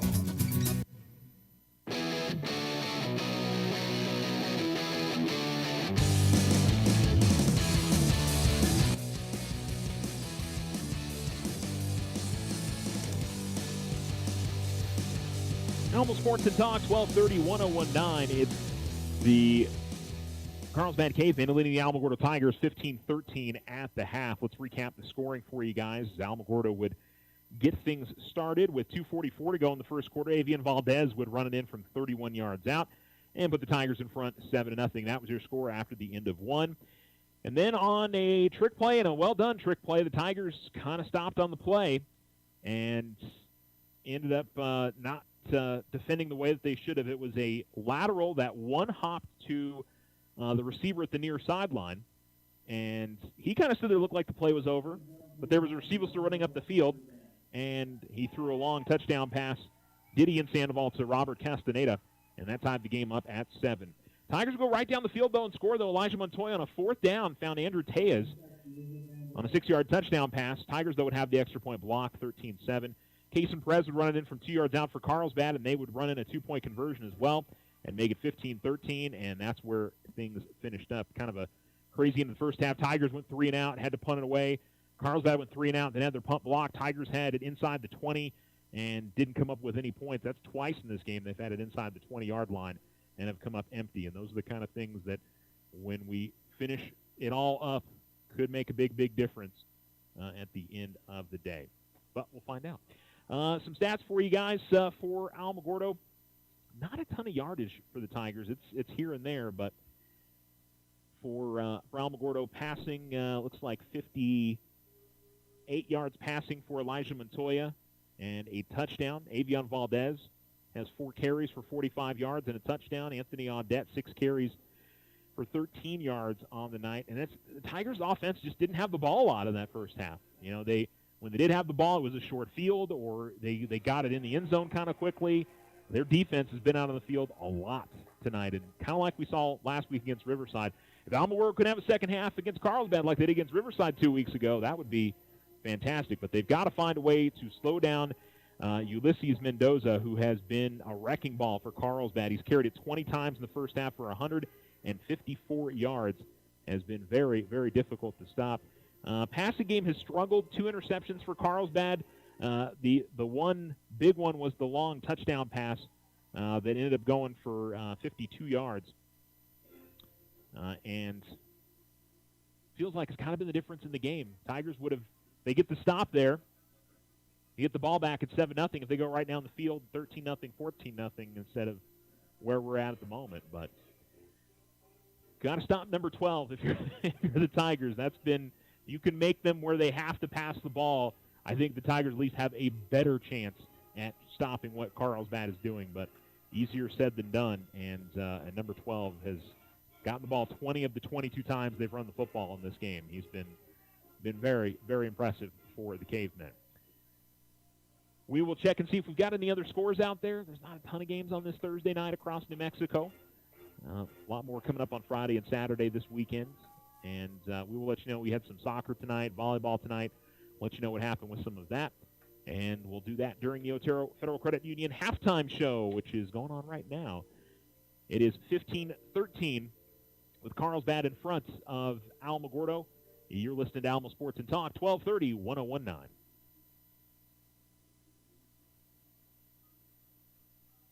Tularosa Communication is now offering the smart Wi-Fi with built-in network security and enhanced parental controls. Do you have kids at home that you want to protect from overexposure on the internet? Block content, set internet time limits, or app and website restrictions for each family member in the house. Get notified when you have a network intrusion and reroute bandwidth to devices that matter the most, all from an app on your phone. Take control of your internet with Tularosa Communications. Visit tularosa.net or call 585-2700 for more information. It's never too early to win. Letter jackets for Christmas. The Winter Circle offers a variety of letter jackets in traditional styles for your students in Alamogordo, Cloudcroft, Tularosa, and Mescalero. Stop by today and help make your high schoolers' last years memorable. Lay away your letter jacket now. The Winter Circle, outfitting champions for over 50 years. 1201 East 10th Street. Open Monday through Friday. Go Tigers! See you at the games! In business and in life, it's good to have a partner and a friend. The credit union partners with our members to build a stronger financial future. Your debit card and online banking keeps you in control of your finances. We belong to you, so you stay in control. Loco Credit Union, we belong to you. Online at lococreditunion.com. We're federally insured by NCUA. We're an equal housing lender. 84 Lumber is a name and a company you can trust as your hometown building partner, providing the quality you expect and the service you deserve. Visit the Alamogordo location at 3401 North White Sands Boulevard or 84lumber.com to get started on your next home project. If your home is in need of some stucco work, either the whole house or some patch and paint work, Ochoa Stucco has the expertise to get the job done and done right. Contact them today at 575-442-6745 for your estimate. Go Tigers! When life happens, OFCU has a loan for that. Appliances, furniture, medical, repairs, vacations, consolidations, and more. OFCU's personal loans are as low as 9.99% APR. Apply online at oterofcu.org or in person today. All of the subject to credit approval. Other restrictions may apply. Federally insured by NCUA. Your success is our success. We belong to you.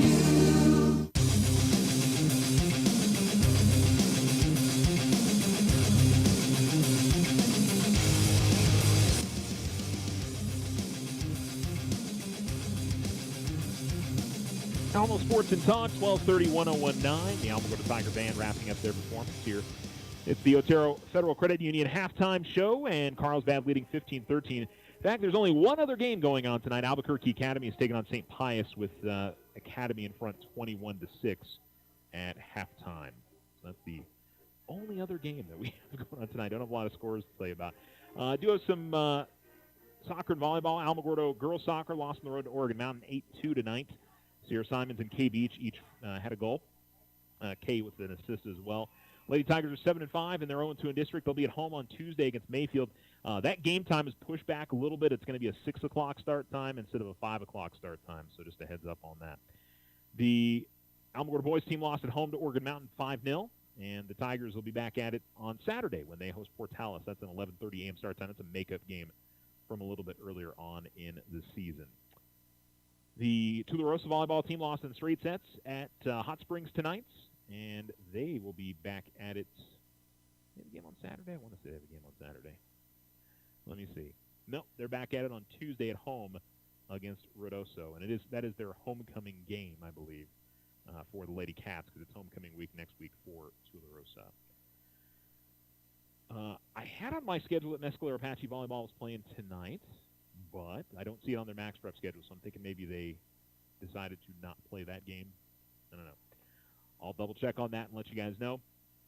And do have the Capitan tournament this weekend that both Cloudcroft and Mescalero Apache are part of. Alamogordo Volleyball does not have a game this weekend. They'll be back at it on Tuesday. Cross country this weekend, Alamogordo, Mescalero Apache, and Cloudcroft will all be running up in Rodoso coming up on Saturday. And the football the rest of the weekend, we've got Mescalero Apache at home against Hojo Academy tomorrow night at 7 o'clock. And Tularosa hits the road as they take on Escalante tomorrow night, 7 o'clock kickoff for that game. So that's what we got for our area teams coming up this weekend. Well, normally we do Athlete of the Week for the first time on a Friday, but similar to the way we did when we had our other Thursday game of the year in Santa Fe, we'll go ahead and give you a sneak preview of our Tiger Athlete of the Week interview, Ryan Amberson of Tiger Soccer. His picture and everything will be up on our Facebook page tomorrow. So if you, for whatever reason, can't listen to it here in a couple minutes, you can catch it there as well. But we'll go ahead and get to that. After a quick break, you're listening to Alamo Sports and Talk, 1230, 1019 at halftime on the Richardson Motor scoreboard. It's Carlsbad 15 and Alamogordo 13. Ryan Richardson Motor Company wishes the Tigers an amazing winning season. May your efforts match your dreams. Buy, sell, or trade late model cars, trucks, and SUVs. Financing available. Stop by for a test drive and score an amazing deal with Ryan Richardson Motor Company. 318 South White Sands Boulevard or online at ryanrichardson.company. That's ryanrichardson.company. Big O Tires has the best deals on tires, brakes, oil changes, and more. Now through October 1st, get $50 to $100 instant savings on 4 select in-stock Next International tires. Big O Tires, the team you trust. 84 Lumber is a name and a company you can trust as your hometown building partner, providing the quality you expect and the service you deserve. Visit the Alamogordo location at 3401 North White Sands Boulevard or 84lumber.com to get started on your next home project.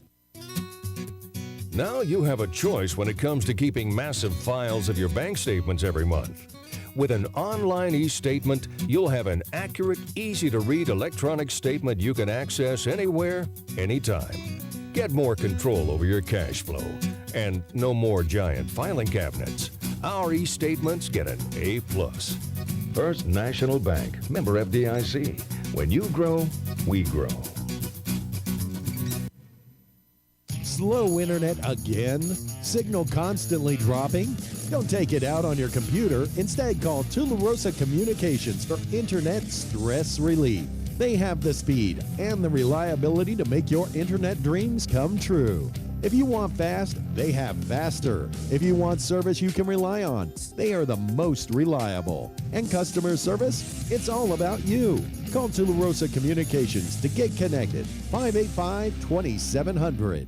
The Winter Circle has been outfitting champions for over 50 years in Otero County. Established in 1970 by our Gigi and Big John. Let's show our school spirit. Whether you're a Tiger, Wildcat, Bear, or Chief, we can make t-shirts, sweatshirts, polos, and hats. And we do custom embroidery too. The Winter Circle does it all. Custom orders available for businesses, squadrons, and organizations like hats, polos, name tags, also trophies and awards. Winter Circle, 1201 10th Street. Go Tiger! See you at the games! This is your Alamo Sports Tiger Athlete of the Week Spotlight, brought to you by the Winner Circle. This week's athlete is Ryan Amberson of Tiger Soccer. First off, how do you feel like your season has gone so far? Is this your first year of varsity, your second year of varsity? How many years have you been on varsity now? I've been a varsity player for 2 years. Okay, so since 8th grade?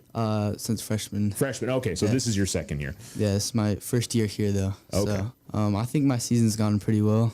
I think I fit into the team pretty well. I think I've been doing pretty good. How do you feel like your game has maybe progressed different from your freshman year where you played somewhere else to where you played this year? Where do you notice the big differences at for yourself? Just sometimes my movement off the ball or the passes I make are a bit better, crisper. And what position do you play out there? I'm seen playing multiple positions. They kind of just move me around the field, I guess. Okay, so you're on defense, you're on offense, you're on midfield, you're kind of doing everything. Yeah. Okay, are you comfortable with that? Do you feel like there's a position you're most comfortable at, or you're just happy to be out there? I'm happy to be out there. What age did you pick up soccer? When did you start playing? I don't know. I feel like I've been playing my whole life, so... Forever, since probably like 4 or 5 years old, with a bitty ball kind of thing. All right. But what is it that's kept you in it? What do you love about soccer? I just love the game. I love watching it. It's just fun. Okay, very good. You have a favorite team? West Ham United. Oh, okay, very good. I like that. That's a little bit different than, it's not like a Manchester United or Real Madrid or something like that. So who got you into soccer? Was it just you? Was it your parents? Or I'd say it's my dad. Okay. And just as it went on, he's kept coaching me and telling me what to do. All right, and continued working on it. So, all right. Sophomore this year, so you still have a few years to figure out after high school plans. Have you thought at all like a career or something you'd like to do when you get older, or not sure yet? Being a professional soccer player would be like the biggest dream out there, but I've looked into kind of being a pilot, either in the military or just commercially. Okay, cool. What's got you interested in being a pilot? Is there anything particular? Just my dad's in the military, so he was a maintainer on the jets, and I just got to go in with him a couple of times. Seen the jets, I think they're really cool machines, and just thinking about how that can get off the ground is just crazy to me. Obviously, athletics is something you'd like to continue after high school. Yes. Okay, very good. Will we see you in any other sports this year? You going to try like track and field or anything like that? Or? Actually, I have a friend that wants me to play tennis with him, so... So have you played tennis previously, or just going to try something new this year? I've wanted to, but I haven't yet, so it'll be new. Okay. Well, I'm sure they've got a lot of guys and gals out there that'll be willing to help you out and help you learn. All right. Well, we look forward to you guys. Got another match on Thursday against Oregon Mountain, and then on Saturday you guys are at home against Portales as well. So lots coming up for Tiger Soccer. Ryan, congratulations on being Athlete of the Week. Thank you. When you open a youth savings account for your child or grandchild at our credit union, you'll be starting them on a lifetime of smart financial decisions. They'll learn that our credit union is there to help them in the future. We are member-owned and not-for-profit, so there's no better place to save. Loco Credit Union, we belong to you. Online at lococreditunion.com. We're federally insured by NCUA. We're an equal housing lender. Ochoa Stucco serves residential and commercial projects all throughout this wonderful community. Whether you're looking for some patching up or a complete stucco on your home or business, Ochoa Stucco has you covered. 575-442-6745. Go Tigers! Big O Tires has the best deals on tires, brakes, oil changes, and more. Now through October 1st, get $50 to $100 instant savings on 4 select in-stock Next International tires. Big O Tires, the team you trust. It's Tiger football season. All of us at Otero Federal Credit Union are supporting the athletes and coaches, and we know they're going to have a great season. We hope you'll stop by one of our great branches and take advantage of all our services: checking, savings, vehicle loans, credit cards, and so much more. It's also simple and easy to bank with us online anytime. Download the OFCU app today or visit oterofcu.org. OFCU, your community credit union since 1953. Federally insured by NCUA. Ryan Richardson Motor Company wishes the Tigers an amazing winning season. May your efforts match your dreams. Buy, sell, or trade late model cars, trucks, and SUVs. Financing available. Stop by for a test drive and score an amazing deal with Ryan Richardson Motor Company. 318 South White Sands Boulevard or online at ryanrichardson.company. That's ryanrichardson.company. If you and your family are looking for a new home, you don't have to look far for a home mortgage. As a community bank, we not only have great rates, we offer you friendly financial service right here in the neighborhood. There are a lot of options in real estate lending. We're here to see that you get a loan you can live with. Talk to us about your home mortgage. We're an equal housing lender. First National Bank, member FDIC. When you grow, we grow.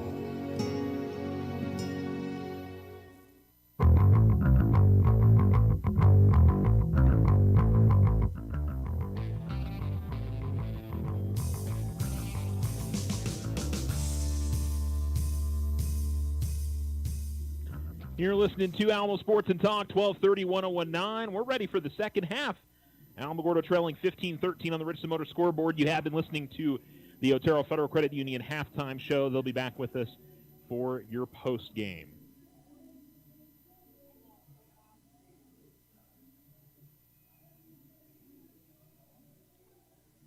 Tigers will get the ball to begin. They'll go left to right. Anthony Audette, the deep returner, back at the 5. It's been the guys a little bit further up, DeAndre Martin and Avion Valdez, that have gotten the return so far in this game. And here's the kick. And it bounces once, and it is taken by Valdez. And Avion is going to be pushed back and take it out to the 28-yard line.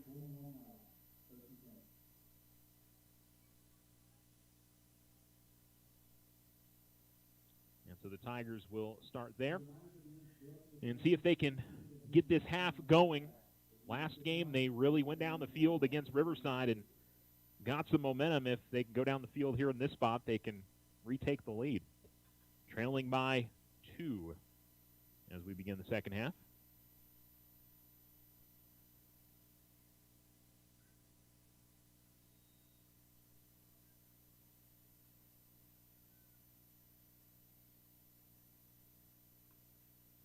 And Montoya, he's going to run on the speed option, late toss, and it's very well done. And on a straight sprint, Anthony Audette gets it late, and he looks like he's going to have the first down.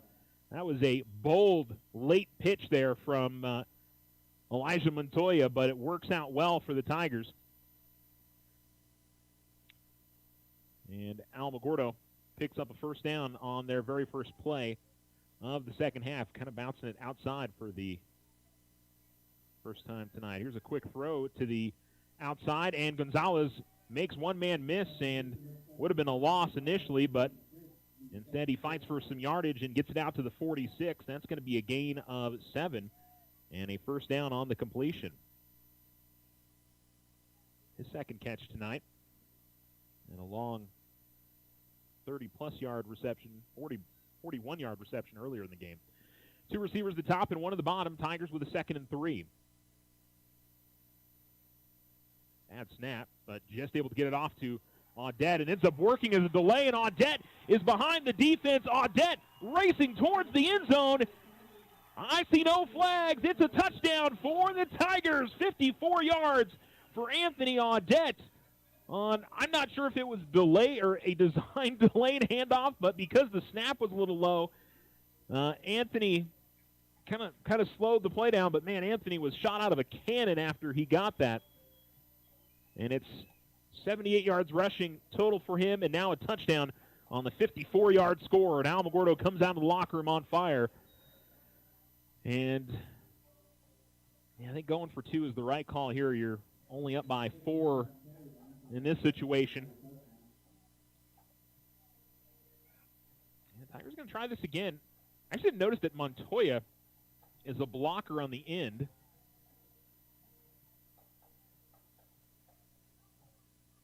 Here's the snap, and he's going to throw it. Is Audette, and just deflected. He had Montoya there. Good defense there by whoever the Carlsbad defender was there. Couldn't catch the number before he started running away here.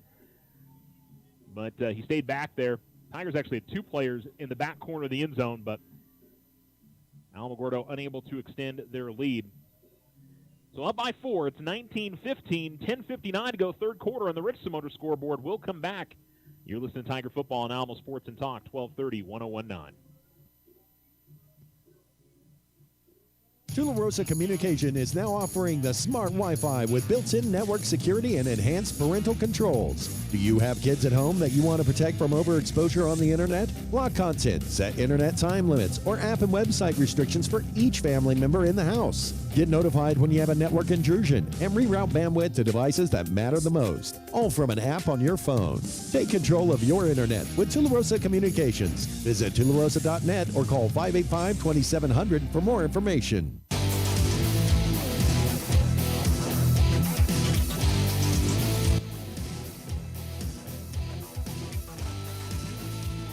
Almost Sports and Talk, 12:30, 101.9. Here's the return, and a little bit of trouble with it initially, but then picking it up and now running out past the 25 to the 30-yard line. There is a penalty flag down at the 17. So let's wait and see what the call is there. And it's going to be a hold on Carlsbad, which will bring the play back.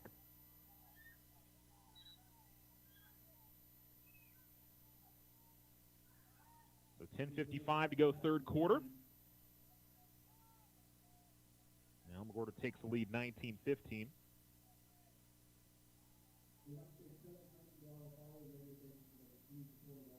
And waiting to see, looks like they should mark it off from where the spot is.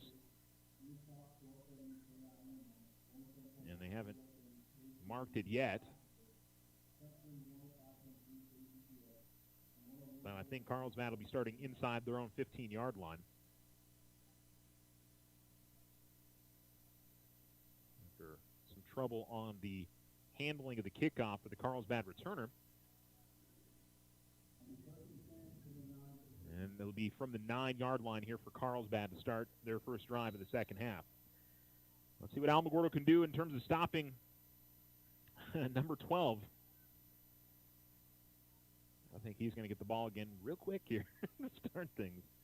No, actually they hand it off the opposite direction, and Sandoval gets it. And Sandoval with some positive yardage as he crosses the 15-yard line all the way out to the 17. They had two running backs in the backfield with the quarterback, Perez. First carry of the night for Sandoval, who threw that long touchdown pass earlier in the game. Gain of 7, and it'll bring up a 2nd down and 3 for Carlsbad. Two receivers at the bottom, one at the top. Pistol formation, running back to his left, and one behind him for Perez. And Mendoza gets it, and Mendoza trying to filter his way through the line, and he does, and picks up some positive yardage. He does a wonderful job of picking the right holes and being patient in the backfield, and looked like the Tigers were in the backfield pretty quickly, and then all of a sudden you see this white jersey come flying out and pick up the first down yardage for Carlsbad. Takes it all the way to the 28-yard line. Gain of 12.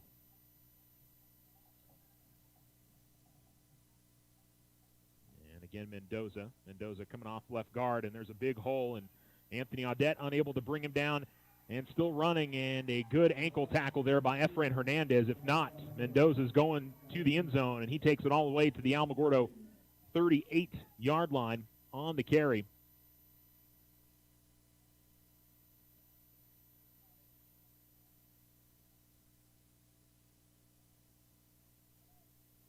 Ends up going for 34 yards. He's easily going to get over 200 in this game. Tigers just not having an answer right now up front for what Carlsbad is doing and for the way that Mendoza's running. And Carlsbad's going to have to call a timeout.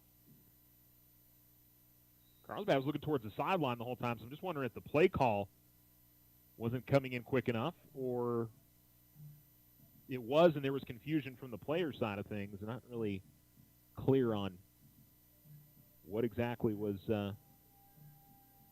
happening there. So let's see, with that last run up to 200 yards rushing is what I've got. Super unofficial, but that's how it is. On the Register Motor scoreboard, it's the Tigers 19, Carlsbad 15, but this one feels like it's got a lot of twists and turns left in it. And Alamogordo's offense has looked solid tonight. Finishing off drives has been a bit of their trouble, but see if they can force a turnover here or there. They have not been able to slow down the running game for Carlsbad, and it's really just been one guy. And Mendoza has over 200 yards rushing. This feels like a carbon copy of last year a little bit with the way Carlsbad was able to run the ball against Alamogordo. This is not quite as big of a Carlsbad team, but I'll tell you what, Ulysses Mendoza, I feel like, is just as fast. He may be more powerful than some of the backs that saw for Carlsbad last year. He was one of the backs they had last year. And a fake handoff, quick toss to Sandoval. Sandoval makes the grab and then runs forward for a gain of, looks like 3. There is a Tiger player down on the play.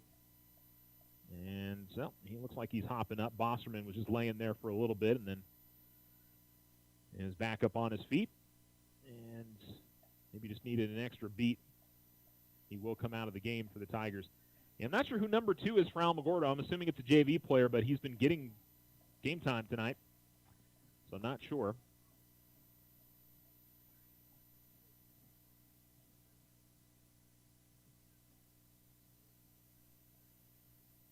Second down and 7 for Carlsbad. Ball's in the far hash and is at the Alamogordo 35-yard line.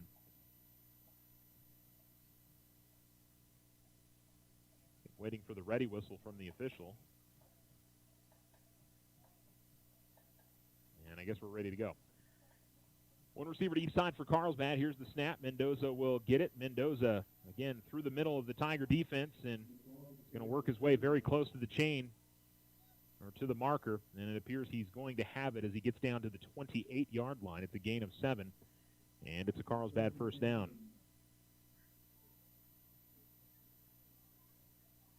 First and 10 for the Cavemen, now at the Alamogordo 28-yard line. Clock rolls with 8:45 to go in the third quarter on the Richardson Motors scoreboard. They'll send 2 wide receivers, the Bobbers, one at the top. Tigers, 4 guys line of scrimmage, now another one creeping up to make it 5. Perez takes the snap, and he'll hand it off to Mendoza. Mendoza into the pile and pushes forward across the 25 down to the 24. It's a gain of 4 on a first down run.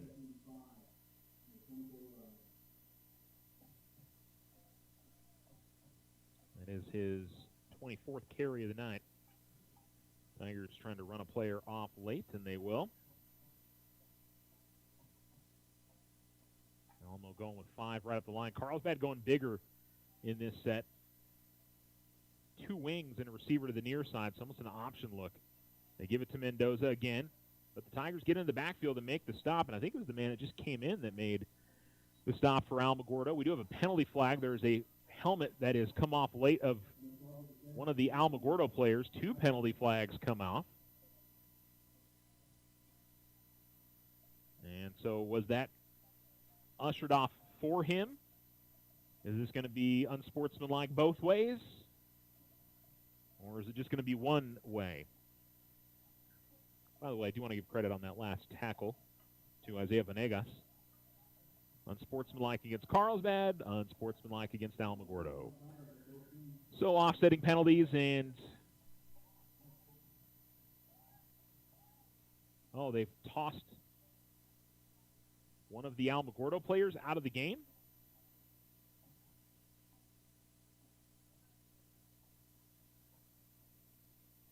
Well, I did see a thumb, so I'm not sure who that's supposed to be. I don't think there hadn't been any previous unsportsmanlike penalties.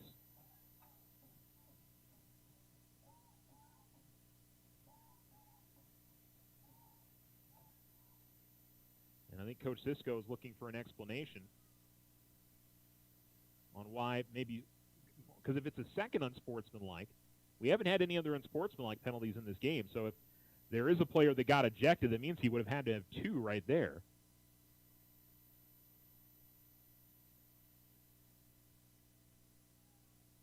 And it would give Carlsbad a first down, you would think.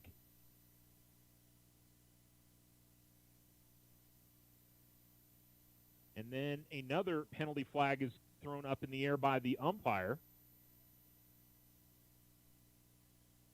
as he was walking away.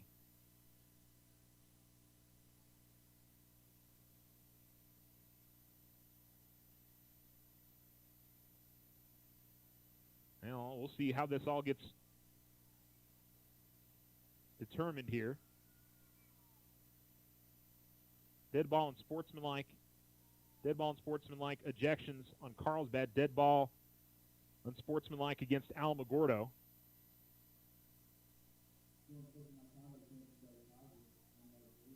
And so I'm guessing that must have been on Coach Sisko or somebody on the Alamogordo sideline.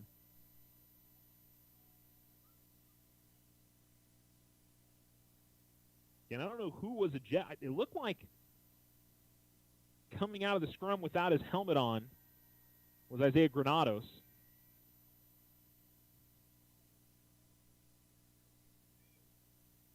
But I'm assuming that last penalty was on the Alamogordo bench. And it ends up being a 15-yard penalty on Alamogordo and gives Carlsbad a first down deep into Tiger territory now. And now the umpire pushing the penalty yardage even further up.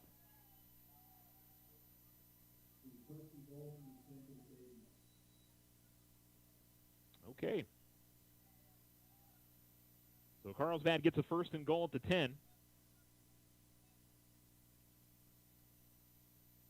Perez awaits the snap. Here's the handoff, and it is Mendoza, and he is going to be swallowed up into a hole.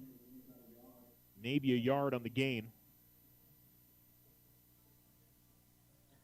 And it'll bring up a second down and goal from the 9-yard line for the Cavemen. So just to reset things, 7:15 to go in the third quarter. It's Alamogordo 19, Carlsbad 14 on the Richardson Motor scoreboard. We had two unsportsmanlike penalties that led to ejections on both sides, and then I think a unsportsmanlike on the Alamogordo bench. Here is a handoff and taking a big hit as he tried to turn the corner, and there's a penalty flag that's in there as well. Looked like that was Audette that laid down the hit on Mendoza. Let's wait and see what the penalty is. If it's a hold, Alamogordo will definitely take that. Holding on Carlsbad. And so the Tigers, you will most certainly take that penalty and push them back 10 yards. Instead, that would have been third and goal from the 6. Instead, it'll be second and goal.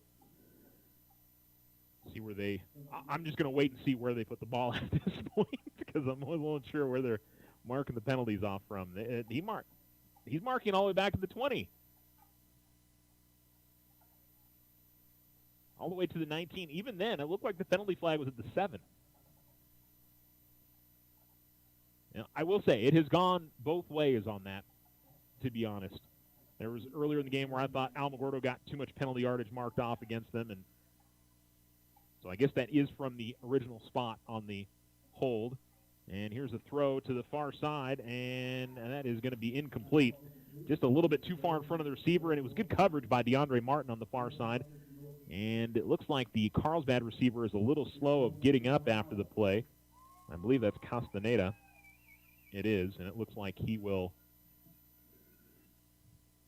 walk back to the huddle. Appears to be okay. And it's third and long now for Carlsbad at their own 19. So if you're Alamogordo, if it's a lateral and the ball's on the ground, don't stop playing until the whistle here. If you don't hear the whistle, don't stop playing is what I would say.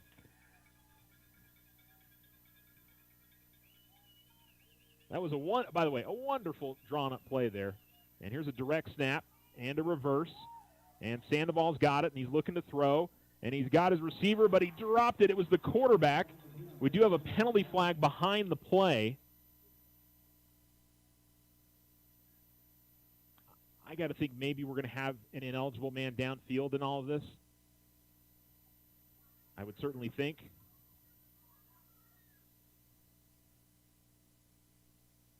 Dead? Okay. I thought he called dead ball, but it's not dead ball. But an eligible man downfield, so the Tigers will decline that penalty and take a fourth down. So it'll just be an incomplete pass. So the Tigers decline it, and it'll be fourth down.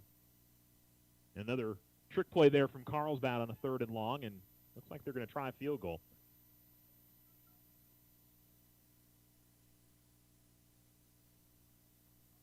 So from here, it should be about a 36-yarder.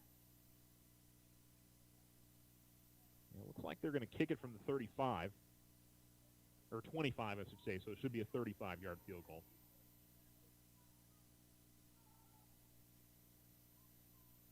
And so it'll be number 3 for the Cavemen, Lennon Ananinus. I think I'm pronouncing that name wrong. Here's the snap. Kick is up, and it is looks like going to be short. It will be. And so Alamogordo is going to get off the field without allowing any points after what felt like that drive felt like it took forever with all the penalties that was going on there. And in fact, in game time, it really didn't take that long. We still got 6:25 to go in the third quarter. We're just at the 9 o'clock hour. By the way, you're listening to KRSY AM 1230 and K270 CS 101.9 FM. AlamoSportsAndTalk.com, the Exciter Media app. You can also listen to us on Alexa, enable Alamo Sports Talk, and also on the Alamo Sports YouTube channel as well. Wherever you may be joining us tonight, we appreciate you. So the Tigers get the ball back, and there's still a ton of time left in this game. This is, yeah. We've had a lot of penalties. There's no doubt about it. And I can't say one team has really had a huge advantage over than the other. I think Carlsbad maybe gotten a few more in the first half, but Alamogordo has certainly gotten a few more in the second half. Quick throw to the outside. It's complete to Jason Warren. Warren will be spun down as he crosses the 25-yard line and gets to the 26, but a good quick 6 yards there from Alamogordo as Montoya finds his man.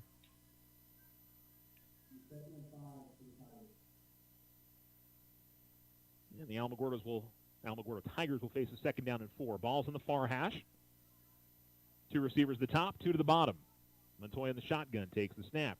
And again, quick throw. It's Gonzalez. Gonzalez makes a man miss. Still makes another man miss. Still running with the football. Hard running by Gonzalez, and he will work forward near the 40-yard line. He has looked fantastic tonight. He is going to get a gain of 13 on that reception. Just good, really hard running and showing off his athleticism. It's been impressive tonight for number 17. 2 receivers at the top and 1 at the bottom. Valdez is the running back, and he is to the right of Montoya. Give it off to Valdez, who goes straight up the middle. Bounces off 1 tackle and then is spun down as he crosses the 45-yard line.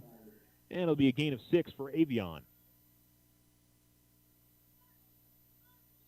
51 yards rushing on just 5 carries. I gotta think for Alamogordo offensively, they'd love to have kind of a sustained drive here. Certainly want to end up with points, but that defense for Alamogordo has been on the field a lot tonight. 2 receivers at the bottom, 1 to the top, lead backs off to the right. Valdez, the running back again, to the right of the quarterback. And late toss here, and he gives it to Valdez, and Valdez upfield and lost the ball out of bounds, but that's not before a big gain. And again, a really good late pitch there from the quarterback, Montoya. 2nd time tonight, he's waited until the absolute last minute and given his running back a nice running lane as Valdez will take it all the way into Carlsbad territory at the 34-yard line. That's a gain of 26.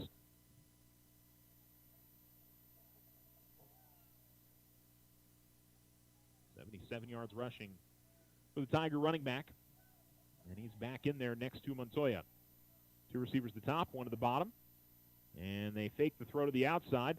And then Montoya down the middle of the field tried to find Warren. The pressure by Carlsbad created some problems, but give Elijah credit. He stepped up in the pocket nicely, but just lifted that ball a little bit too high and too far behind Montoya, or I should say behind Warren, and ends up going for an incompletion. Be 2nd down and 10 for Alamogordo.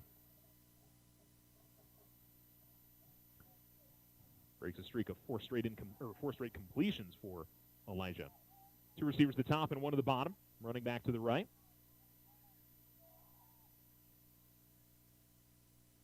Elijah looking to throw and comes to the near side. Had some pressure in his face. Good pickup by Valdez, but when he tried to come to the near side to Gonzalez, good coverage on that end.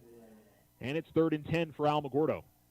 So 2 incompletions here on back-to-back plays makes it 3rd and 10 for the Tigers. Clocks with 4:41 remaining in the third quarter. Tigers with the ball at the Cavemen 34-yard line. And again, a 3 wide receiver look for the Tigers. They'll bring in Audette to the backfield for Alamogordo. Here's the snap, and they'll hand it off to Anthony. Audette finds some running room in the middle. Audette pushing forward. He's going to end up just short of the first down, but the Tigers run the ball there. You got to think they are planning on going for it. It's close to 10 yards on the carry for Anthony. And he is edging in on 100 yards rushing tonight. 4th and short here for Alamogordo.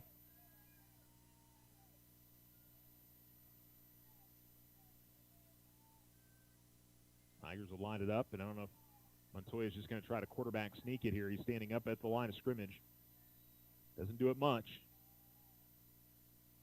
He does, and he goes straight ahead, and I think he's got the first down. Well, the ball's now out, and Carlsbad's running the other way. The officials never blew it dead. What's going on here? Are they going to call a touchdown?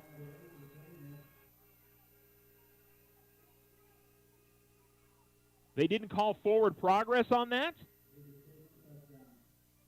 Carlsbad's going to get the touchdown. And the officials were all just kind of looking around at each other, and how that wasn't forward progress, that's a ridiculous call there by the officials. I'm sorry. That play had well been stopped a couple of times, and Coach Sisko is stalking down the field to the one official, and Carlsbad takes it the other way for a touchdown. I don't understand that at all. That was forward progress in every sense of the word.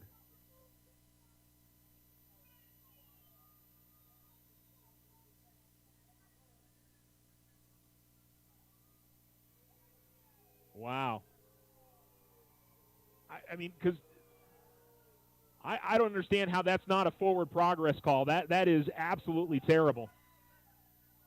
You could not see where the ball carrier was, and clearly that forward progress had been stopped. Tigers coaching staff is really, really upset. The extra point is blocked by the Tigers. And it's 21-19 Carlsbad after I guess that's a 60-yard fumble return for the Cavemen. We'll take a break and come back on the Richardson Motor scoreboard. Carlsbad leads 21-19.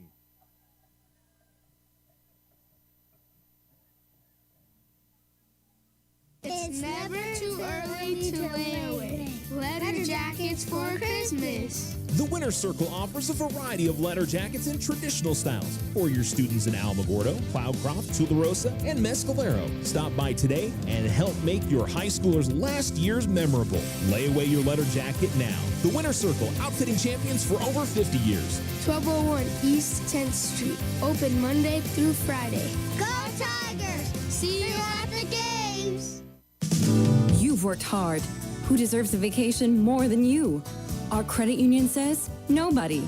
Talk to us about a relaxing vacation loan. We're member-owned and not-for-profit. For a vacation so relaxing, even the loan is stress-free. Loco Credit Union. We belong to you. Online at lococreditunion.com. We're federally insured by NCUA. We're an equal housing lender.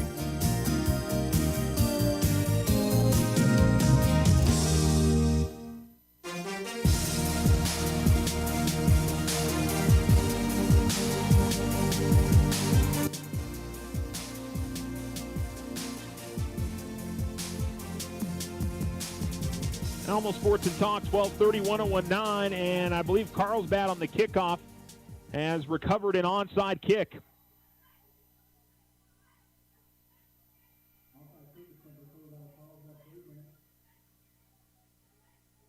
Did it go the 10 yards, though?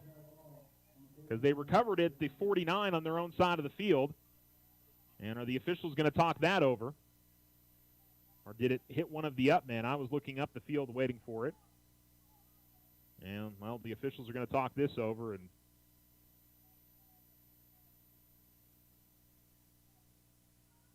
illegal touching on Carlsbad, so they touched it before the 10 yards. And so it'll be Alamogordo football.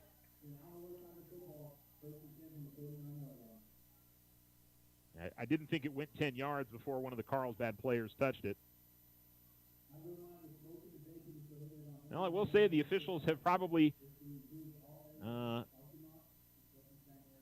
gotten some angry responses from both sidelines in this game. So they always say if you're making both sides a little upset, you're probably doing a good job. listen, from up here, I just disagree that there was not forward progress, that why forward progress wasn't called when Montoya was on the quarterback sneak, because he had moved forward and the line, and everything started pushing back a little bit, and then all of a sudden, I don't know when the ball came loose, but a Carlsbad player came out of it and was running down the field for the touchdown, and the officials, they weren't following. Here's my issues: they weren't following the play up the field.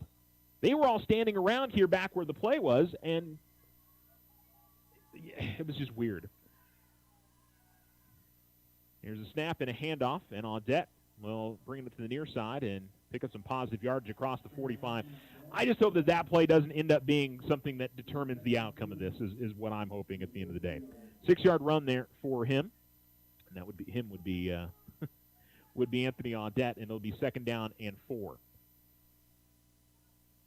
One receiver to the top, 2 to the bottom. Snap and a handoff again, and Audette up the middle again, and Audette breaks through and is going to get the first down, brought down as he crosses the 30, eventually taken to the ground at the 27-yard line. It's a gain of 16, and the Tigers have a first down. 110 yards rushing now for Anthony. 21-19, Carlsbad leads.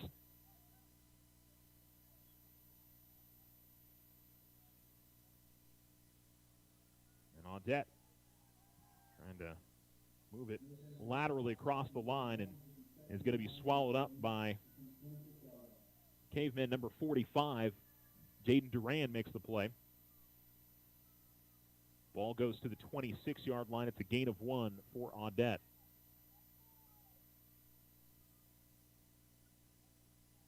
Two receivers at the top and one to the bottom. Running back is Valdez now to the right of Montoya. Takes the snap and gives it off to Avion. Avion gets some good blocking up front and is going to be brought down shy of the first down marker. Gets near the 20. And we'll mark him down at the 22-yard line, a gain of 4.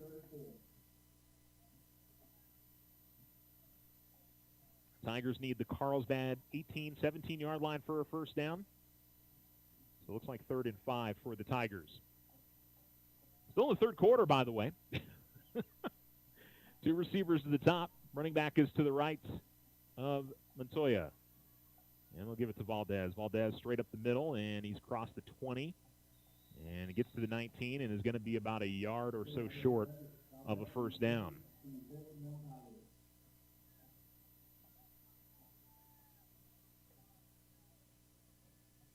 The Tigers will get back up the line of scrimmage here and go for it on 4th down again. 4th and a long 1, it looks like.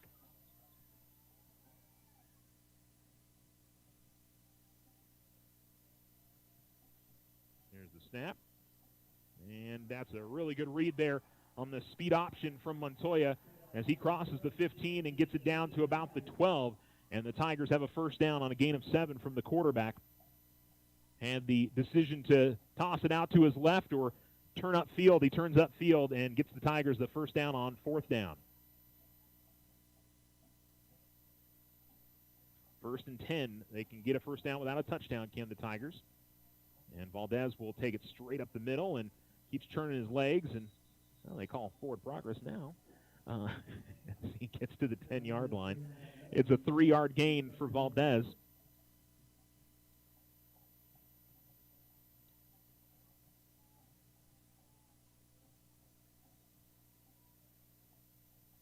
Two receivers at the bottom, one at the top for the Tigers. As we move towards the last minute of the third quarter with the Tigers down by 2.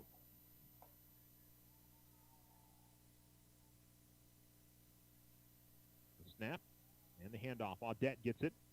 And Audette gets contact in the backfield and stumbles down across the 10 to the 8. And gets a gain of about 2.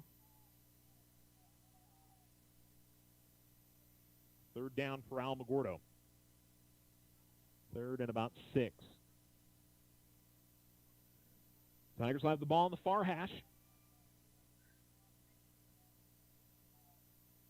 Two receivers to the bottom, but we're not going to see a play. That's the end of the third quarter. We go to the 4th, and it's a 2-point game. Alamogordo is trailing 21-19 on the Richardson Motor scoreboard. You're listening to Alamo Sports and Talk, 1230, 1019.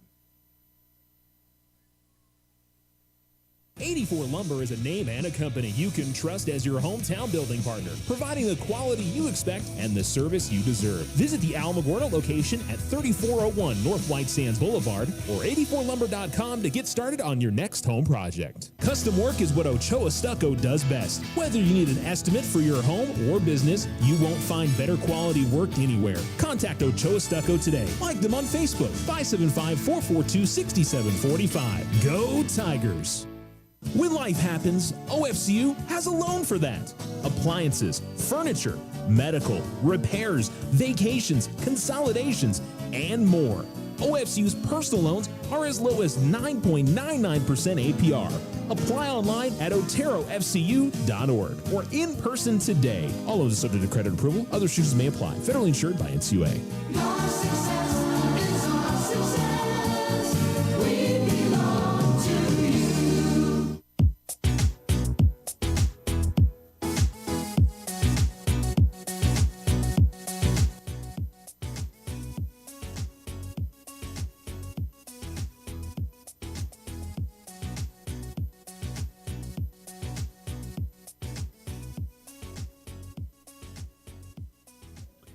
Almost Sports and Talk, 12:30, 1019, and the Tigers will have a 3rd down and 6.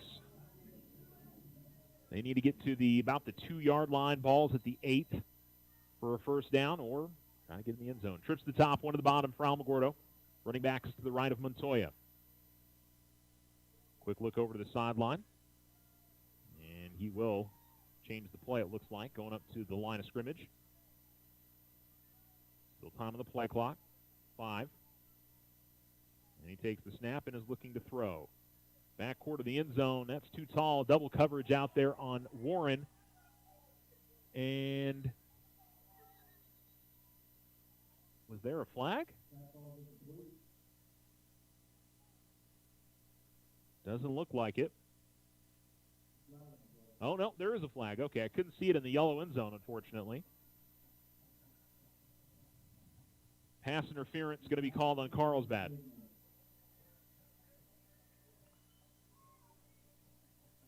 So it's half the distance to the goal here. That, I'm not sure in this spot if it should be a 1st down or not. We'll wait and see.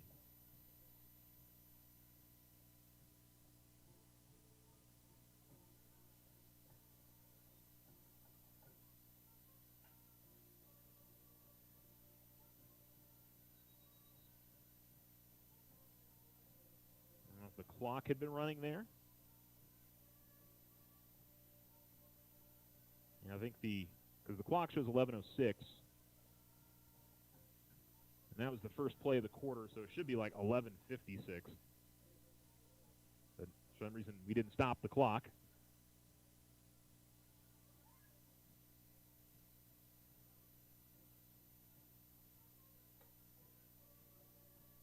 So we're going to have to get that fixed again. And I'm waiting to see how the penalty is going to work out here. That's what I'm a little unsure on in the end zone like that. I mean, obviously, the NFL, it's one thing.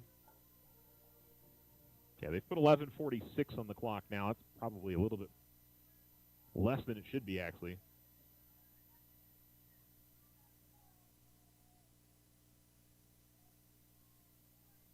And waiting to see where they mark the penalty yardage off to, because they still haven't done that. They've marked it to the 4-yard line, so it is still 3rd down. 3rd and short here. Audette's the running back now.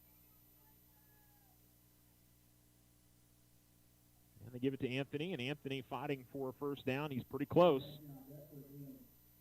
Well, they actually didn't give him anything. They only gave him to the 4-yard line. I thought he had spun forward to near the 2.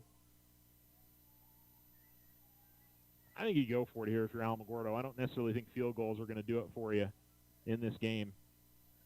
And they will go for it. So a big moment here with 11:19 remaining in the 4th quarter. It's a 4th and 2.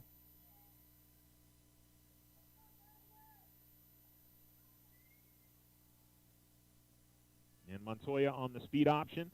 Tosses it out to Audette. Audette, nice little juke move. He is down short of the goal line. Well, it's like at the 1-inch line. It's enough for a first down, though. So if you're Alamogordo, you're okay with that. Also takes a little bit of extra clock off, so it's not the worst thing. So it'll be first and goal, and right at the goal line for Alamogordo. Really like how that speed option has worked for the Tigers tonight, and Elijah has ran it so well. Going under center now is Elijah. And he pushes forward, and looks like he should have enough for the touchdown. Still no call. Yes, there is the touchdown call from the near sideline official. And Elijah Montoya with a 1-yard touchdown run for the Tigers. And Alamogordo has retaken the lead, 25-21.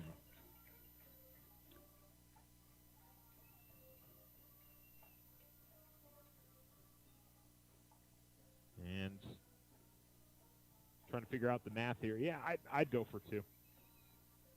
You're at least up by 6 at this point, if you make it, and be up by 6.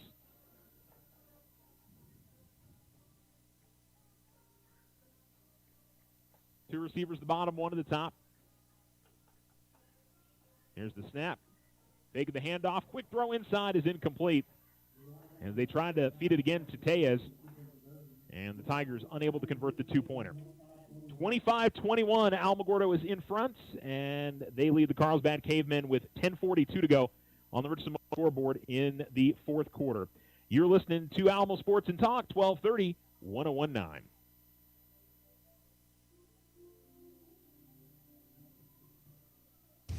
Ryan Richardson Motor Company wishes the Tigers an amazing winning season. May your efforts match your dreams. Buy, sell, or trade late model cars, trucks, and SUVs. Financing available. Stop by for a test drive and score an amazing deal with Ryan Richardson Motor Company. 318 South White Sands Boulevard or online at ryanrichardson.company. That's ryanrichardson.company. Big O Tires has the best deals on tires, brakes, oil changes, and more. Now through October 1st, get $50 to $100 instant savings on 4 select in-stock Next International tires. Big O Tires, the team you trust. 84 Lumber is a name and a company you can trust as your hometown building partner, providing the quality you expect and the service you deserve. Visit the Alamogordo location at 3401 North White Sands Boulevard or 84lumber.com to get started on your next home project.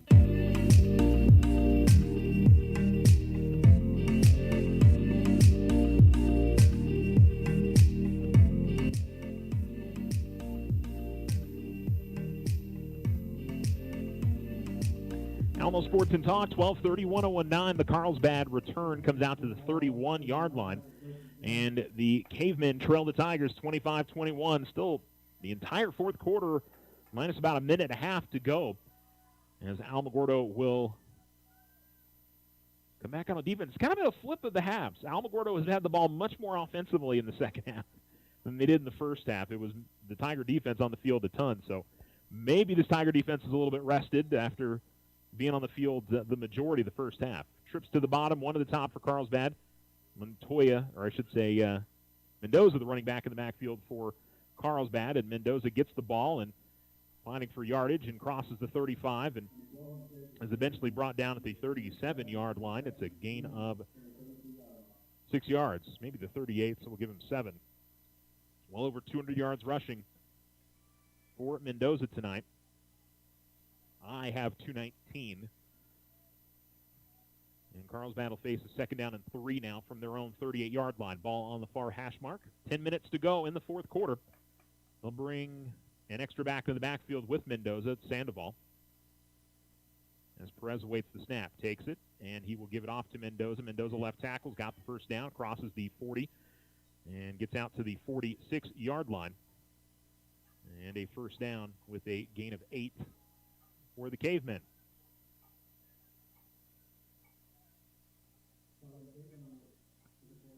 And that is, by the way, his 27th carry of the night. He's a young man. He's a senior, 18 years old. That age, you want the ball 30, 40 times a game, don't you? 2 receivers at the top and 1 at the bottom. And handoff this time goes to Sandoval, and he comes to the near side. Sandoval's got a little bit of running room, trying to bounce to the outside, and he'll be pushed out of bounds by, I think that was Audette. And they will mark him out, it looks like right at the first down marker. It's going to be 10 yards as he gets into Alamogordo territory to the 46, or I should say to the 44-yard line.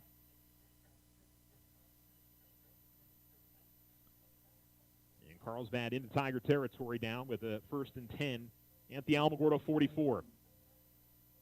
Clock stops with 9:25 remaining. Two receivers at the top and one at the bottom. Perez awaiting the snap. And he gives it to Mendoza. Tigers, though, crunch into the backfield quickly. Lotta, among others, getting into the backfield. Kamari Morale was in there as well.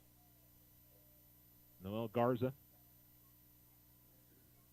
And just a 1-yard gain on that carry. 2nd down and 9. Tigers been crowding the line, 5 right up. They've got 7 in the box. 3 wide receivers, 2 to the top, 1 to the bottom. Here comes the handoff. Mendoza, big head of steam, runs forward and gets positive yardage, but it is going to bring up a 3rd down as he gets to the 40. It's a gain of 3.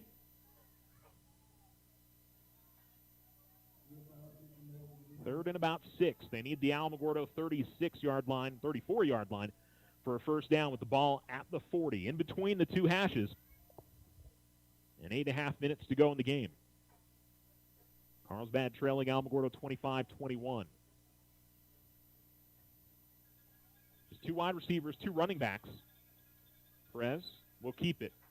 And, well, looked like he was going to throw. Instead, he is going to get mashed in the backfield.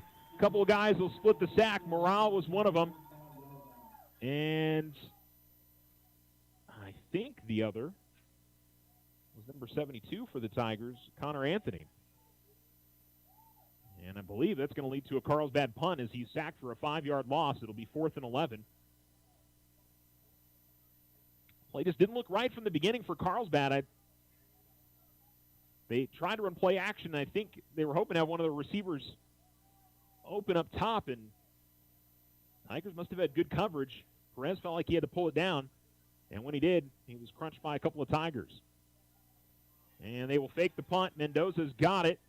Mendoza is not going to get there. Tackle is made about a yard short of the 1st down. What a tackle by number 3. We say his name a lot, Devontae Bosserman. It's a 10-yard gain. They kind of hid Mendoza in there as an up man, and the Tigers make the stop and will have the ball at their own 35. But what a tackle by Boss. And it'll be 7:23 to go in the game, and if Alamogordo can go down the field and put some points on the board, it may be enough. It feels like if anybody gets a 2-score lead in this game, it may be enough to come away with the win. 2 receivers at the bottom and 1 at the top. Running back is to the left of Montoya. Tigers with the football, and maybe an opportunity to put this one away. Quick throw to the near side, and it's going to be an incompletion as Warren was unable to pull that up. That was a forward pass in that particular moment. Tigers are going, hey, wait a minute. Just a one-hopper like the last one was, you know. That was not a lateral on that play, though. Second down and 10 for Alamogordo. Tigers had something there. If Jason can pick up that shoestring catch, he at least get some positive yardage on the play. And here's the handoff. Valdez jumping around in the backfield. He's going to be spun down. And it's going to be 3rd down and 10 for Alamogordo. No gain on the carry for Avion.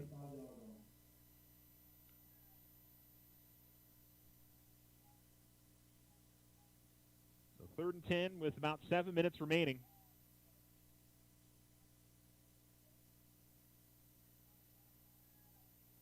And Alamogordo likely to have to go through the air here to try and get this 1st down.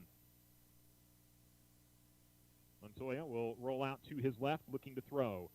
And he completes it. Finds Martin, who makes the man miss. I think he would have had the 1st down anyway, but he'll get some extra yardage out of it to the 50-yard line. There is a penalty flag in the backfield behind the play, holding on Alamogordo.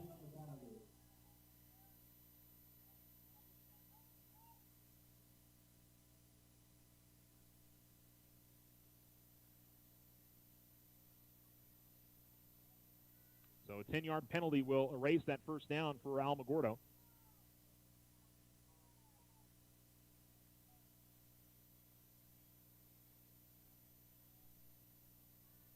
Umpire said that somebody had a bear hug on one of the players. I'm looking upfield, so I'm not sure.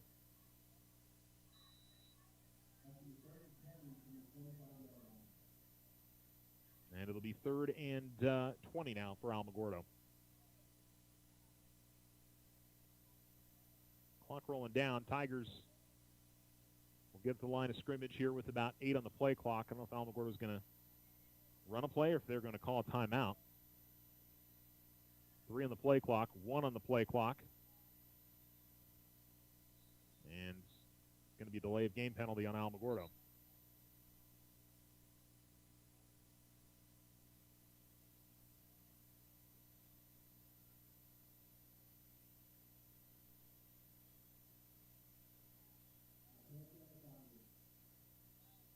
Well, they weren't very quick to get out to the line of scrimmage to start that play, and not surprising that they picked up the penalty. So now 3rd and very long, and I think we're probably just going to see a handoff here for the Tigers. It is killing some clock. So if you're Alamo, I guess you don't hate that because you're not really imagining you're going to get the first down on 3rd and long. Montoya is going to throw for it. He's going to throw it deep and incomplete. Boy, it looked like there was a lot of contact there as Best was trying to reel it in. Tigers do not get the call, and very nearly Best made the grab, but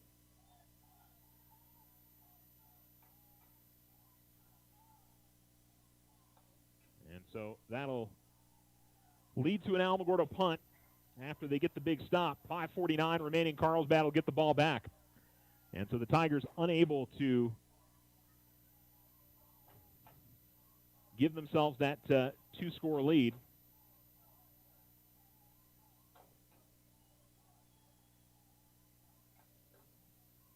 And this is a high kick and hanging, and that one is muffed. And the Tigers still trying to get to it. And I don't know if they eventually got to it. They do. The Tigers have it as the Carlsbad upman, or the Carlsbad returner, muffed it, and then there was a big hit, and the Tigers recover it all the way down inside the 20-yard line. That one kept on getting pushed further and further back into Carlsbad territory. Nobody could get to it. And Alamogordo's the one who recovers it. I think it was Isaac Lotta, the way that he is acting coming off the field. And so Alamogordo gets a huge break on a muff punt. The Carlsbad returner tried to come up late and grab the ball. He lost it, and then he was clobbered by one of the Tiger players. I think it was Audette. And the ball comes loose, and then it ended up rolling for about 30 yards. So here's Alamogordo's chance to take that 2-score lead. And we've got a timeout that's going to be called by Carlsbad. They had one player that ran on late. Clock now with 5:31 remaining. I feel like I've said it a lot tonight that you need the 7 here in the spot. It's been kind of an ugly game, to be honest. And I think between penalties and turnovers and missed opportunities, and I feel like for Alamogordo, they're going to look back at this game and say, man, we probably should have won that game by 3 or 4 scores, just based on 2 interceptions, a block punt, a muff punt, getting starting field positions inside the 20, I think, 3, 4 times in this game? And I think on all those, I don't think Alamogordo has scored a touchdown when they've started this deep into Carlsbad territory the entire game. The interception on that first drive, they started down at the 10, wasn't it? And didn't score. And on the block punt, they were inside the 15 and didn't score. And so we'll see what happens here. Not to be, the negative guy, but certainly, this has not been the area of the field that Alamogordo has succeeded in this game up to this point. 2 receivers at the bottom and 1 at the top for Alamogordo. If anything, you can draw some clock down. But, man, you want that touchdown here. Montoya waits the snap. And he'll give it to Avion. Avion trying to bounce it to the outside. He breaks the tackle. Still fighting hard for yardage. And a good run there for Avion. He's going to end up with 3. And one of those hard runs that draws about 10 seconds extra off the clock before the play clock starts. You like that? And kind of keeps you on schedule here with the 2nd down and 7. Just keeps the playbook options open for you. 2 receivers at the bottom and 1 at the top. Audette now in at running back. And here's the speed option. Montoya will keep it himself, puts his head down, and gets, again, positive yardage. He'll take it to the 11-yard line for a gain of 4.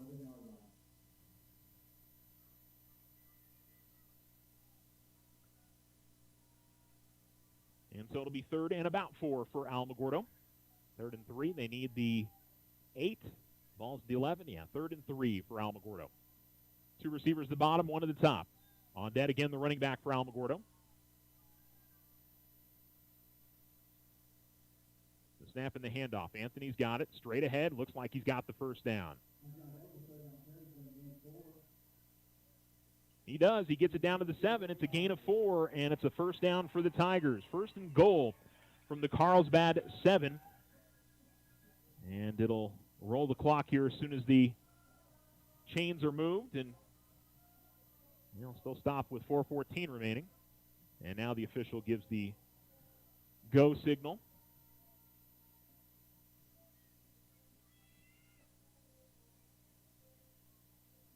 Elijah will give it to Anthony. Anthony, not going to get a lot as he gets swallowed up right at about the line of scrimmage. He's going to gain 1.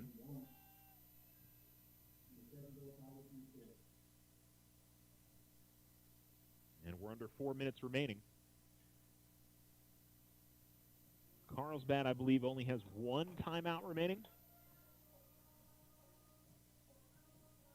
And the Tigers in no hurry here. They'll milk this as much as they can. 14 on the play clock, and now Elijah will relay the play call here. Valdez is in at running back now with 5 on the play clock. Montoya gives it to Avion. Avion up the middle. Avion fighting for the goal line. He reaches. He's in for the Tiger touchdown. And Alamogordo finally has that 2-score lead. First time in this game either side has led by more than 1 score.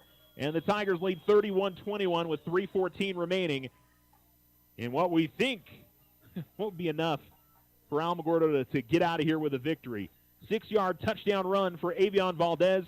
It's his 2nd touchdown run of the game. And Aiden Vasquez will be on to try an extra point. I don't know if Aiden's made one tonight. He's had one blocked, and I think it's mostly been 2-point conversions to try to catch up. No, he has made one. This should be a 2nd one good. It is. The extra point is good, and the Tigers lead by 12, 32-21. There's just 3:14 remaining on the Richland Motor scoreboard. Still some more to finish here, but the Tigers looking good for a district win to open up the 2023 district season. We'll be right back. Sometimes you just need a loan. Your daughter Debbie is getting married. Your son Toby needs a new tuba. Let's face it, families cost money. Things come up that you had no way of predicting. We make personal loans for occasions like this to people who have good credit. So next time you find yourself connected to the unexpected, stop in and see us about a personal loan, subject to credit approval.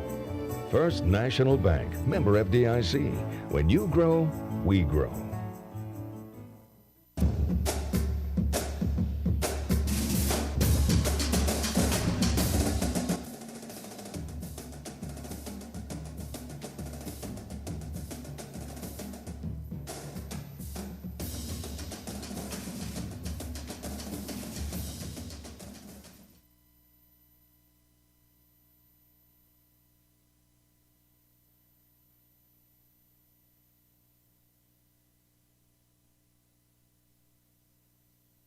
Almost Sports and Talk, 12:30, 101.9. Kick all the way back to the 5-yard line of Carlsbad. And The Cavemen are going to be tripped up.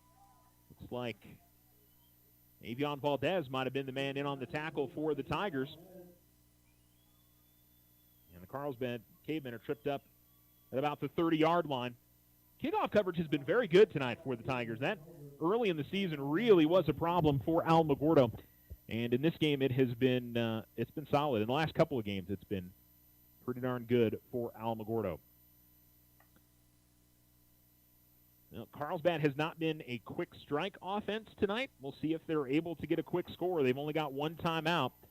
3:01 remaining in this game, and the Tigers are up 32-21. And Carlsbad with trips to the bottom, one to the top. Perez, quick throw to the outside is complete. Mason Pittman, though, right there to make the tackle directly. And looks like he gets back to the line of scrimmage. Castaneda is the receiver on the grab. And the clock running here for Carlsbad. 2:30 remaining. Trips to the bottom, one to the top. Rolling out to his right is Perez. Looking to throw, and it's complete. He's got Sandoval. Sandoval makes the first tackle or miss, and he gets across the 50-yard line. He'd kind of slid right in behind the Tiger zone defense and takes it all the way to the 45-yard line. It's a gain of 25. Carlsbad getting quickly up to the line. 2:21 remaining. Trips to the bottom, one to the top. And running back to the left. Here's the snap, fake of the handoff, and a throw. And it is knocked down by DeAndre Martin, who gave a pretty good shoulders, or I should say fists on hips. Like, yeah, I made that play. He defended that very well. He stopped and cut inside the receiver and got a hand on him in the pass deflection. And again, I want to clarify, Marcus Bryant did have the first interception tonight for the Tigers. DeAndre had the second. Two to the bottom, one to the top, or two to the top here for Carlsbad. There seems to be a little bit of confusion on what they're doing here. And back to throw is Perez, and it's a screen pass underneath the Sandoval. And Sandoval is going to step out of bounds.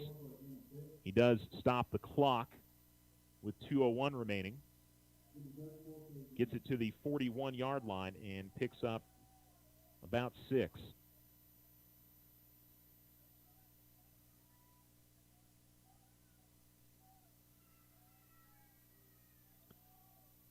It is 3rd down and 4 for Carlsbad. Trips to the top, one to the bottom, and just over 2 minutes to go. And rolling out to his left again is Perez to throw. And again, he's able to complete it, and he's finding Sandoval again. Gets the first down to the 30-yard line as he picks up 11 on the completion.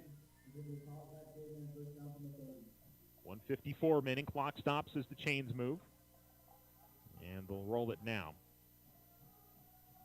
Trips to the bottom, one to the top. And the snap, and they will hand it off to Mendoza, who goes up the middle. Nothing there. Tigers will take that for sure. I'm sure Carlsbad was hoping to get something on the run and surprise the Tigers. Instead, Alamogordo was ready for it.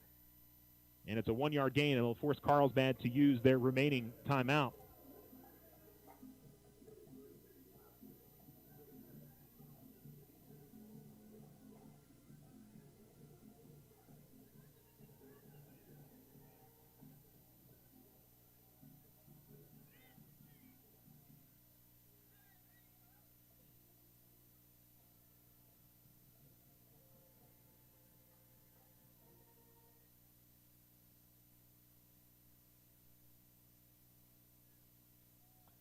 So the Tigers will face a 2nd down and 9.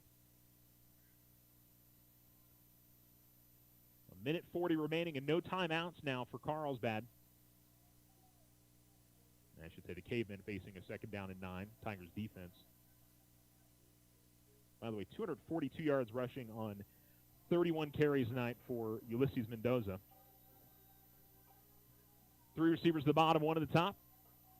And it's got to be through the air now the rest of the way you'd think for Carlsbad. Straight back to pass, and they'll find Sandoval at the near side, and he will get out of bounds as he crosses the 20 to the 19-yard line, and he may have enough for a first down as he picked up about 9. They will move the chains, and it did stop the clock.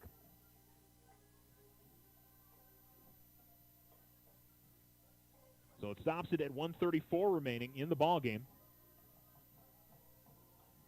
Tigers are certainly playing a prevent style, not wanting to get anything behind them.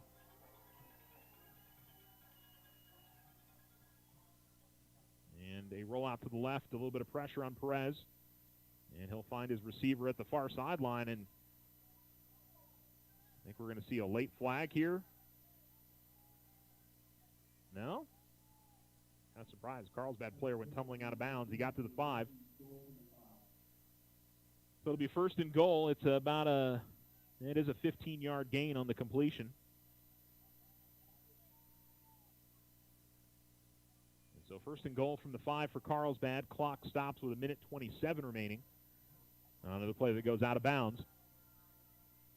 Well, again, even if Carlsbad scores here, they're going to need an onside kick, and they'll need another touchdown. The field goal won't be enough with it being a 12-point game, so they need 2 touchdowns, and then we've got whistles. And we've got Alamogordo using their first time out of the game. So Alamogordo calls the timeout. We'll take one as well. Fourth quarter, the Tigers in front 32-21. This one not finished yet. Tigers trying to hold on and pick up their first district victory of the season. And an important win in the playoff picture in Class 6A as well. Slow internet again? Signal constantly dropping? Don't take it out on your computer. Instead, call Tularosa Communications for internet stress relief. They have the speed and the reliability to make your internet dreams come true. If you want fast, they have faster. If you want service you can rely on, they are the most reliable. And customer service? It's all about you. Call Tularosa Communications to get connected. 585-2700.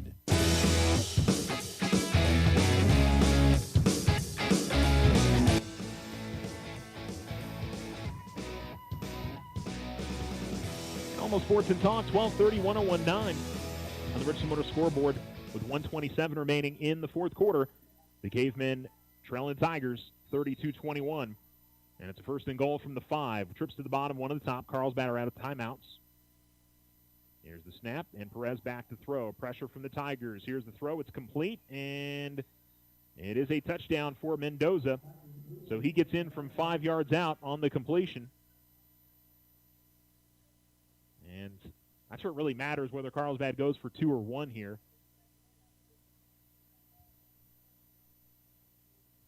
You know, if you put the 8 up there, it's 29. Oh, you know, I take that back. It's an 11-point lead. Don't listen to me. I don't know math. It's easy, simple math, but I can't get it right. So this is an important 2-point conversion here. If they get the 2 and it gives them at least an opportunity to kick a field goal if they can recover an onside kick. So Carlsbad will line up with a full house backfield.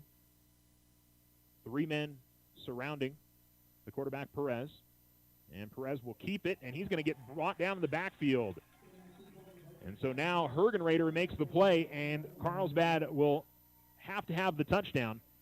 But first off, they've got to have the onside kick with 1:19 remaining. If Alamogordo can recover, they can kneel it out with Carlsbad out of timeouts. And Alamogordo's going to want all their good hands people here on this. Carlsbad very nearly got that onside kick after the fumble return touchdown, but the officials said that it was touched before the 10 yards. Onside kicks they're scary propositions in high school football just because, you know, it's nerve-wracking. You know, you see that ball coming, bouncing on the ground, coming right at you. Yeah.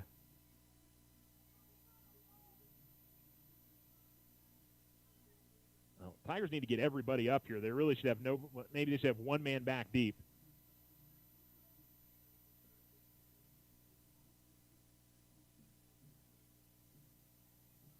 One, 2, 3, 4, 5, 6, 7, 8, 9. Okay, Tigers do have 11. And they've got everybody within about either at the 50 or at the 45. One man back deep.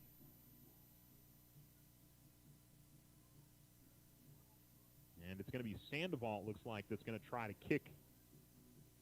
He's not the regular kicker for the Cavemen, I believe.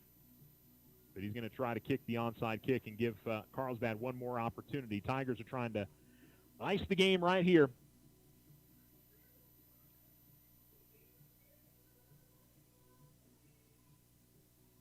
As the Tigers try to get to 4-2 and 1-0 in districts. And it takes a high bounce, and it's going to go out of bounds. And one of the Tigers ended up getting run over by one of the Carlsbad players there towards the end. And there is a penalty flag. Well, maybe he just went down. I don't know. Penalty flag might have just been the kick out of bounds. But for Alamogordo, that's exactly what you want. You'll take the ball, and you'll take a couple knees, and you'll get out of here with the win. In what was, again, not a pretty win on either side, or a pretty game on either side, but the Tigers will take the victory and get out of here with the W.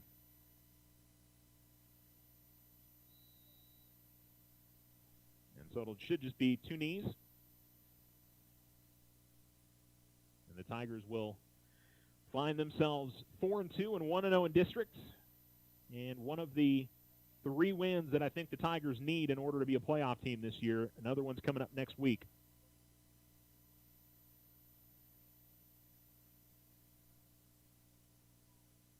And going under center to take the snap will be Montoya. And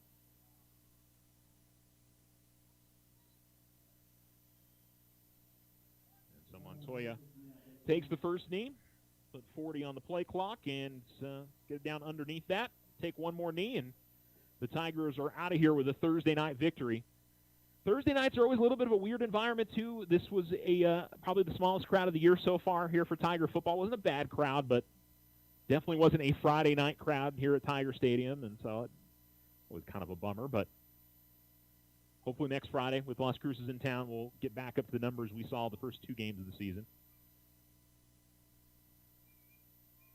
As Montoya takes the snap.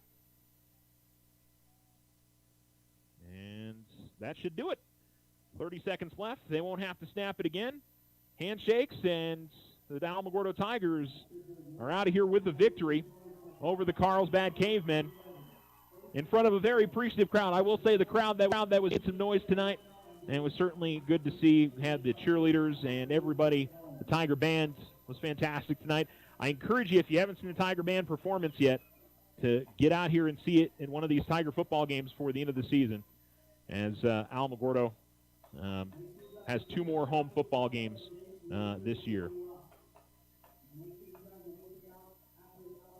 And so the Tigers are winners. Final score in the Richardson Motor scoreboard, 32-27. You're listening to Alamo Sports and Talk, 1230, 1019. The Otero Federal Credit Union postgame show is coming up next.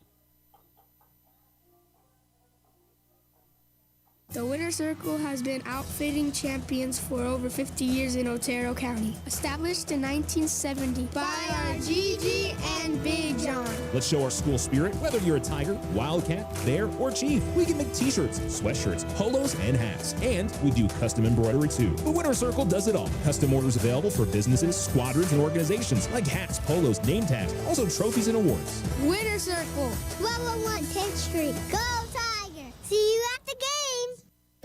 When you open a youth savings account for your child or grandchild at our credit union, you'll be starting them on a lifetime of smart financial decisions. They'll learn that our credit union is there to help them in the future. We are member-owned and not-for-profit, so there's no better place to save. Loco Credit Union, we belong to you. Online at lococreditunion.com. We're federally insured by NCUA. We're an equal housing lender. Ochoa Stucco serves residential and commercial projects all throughout this wonderful community. Whether you're looking for some patching up or a complete stucco on your home or business, Ochoa Stucco has you covered. 575-442-6745. Go Tigers! It's Tiger football season. All of us at Otero Federal Credit Union are supporting the athletes and coaches, and we know they're going to have a great season. We hope you'll stop by one of our great branches and take advantage of all our services: checking, savings, vehicle loans, credit cards, and so much more. It's also simple and easy to bank with us online anytime. Download the OFCU app today or visit oterofcu.org. OFCU, your community credit union since 1953. Federally insured by NCUA. Big O Tires has the best deals on tires, brakes, oil changes, and more. Now through October 1st, get $50 to $100 instant savings on 4 select in-stock Next International tires. Big O Tires, the team you trust. Ryan Richardson Motor Company wishes the Tigers an amazing winning season. May your efforts match your dreams. Buy, sell, or trade late model cars, trucks, and SUVs. Financing available. Stop by for a test drive and score an amazing deal with Ryan Richardson Motor Company, 318 South White Sands Boulevard, or online at ryanrichardson.company. That's ryanrichardson.company.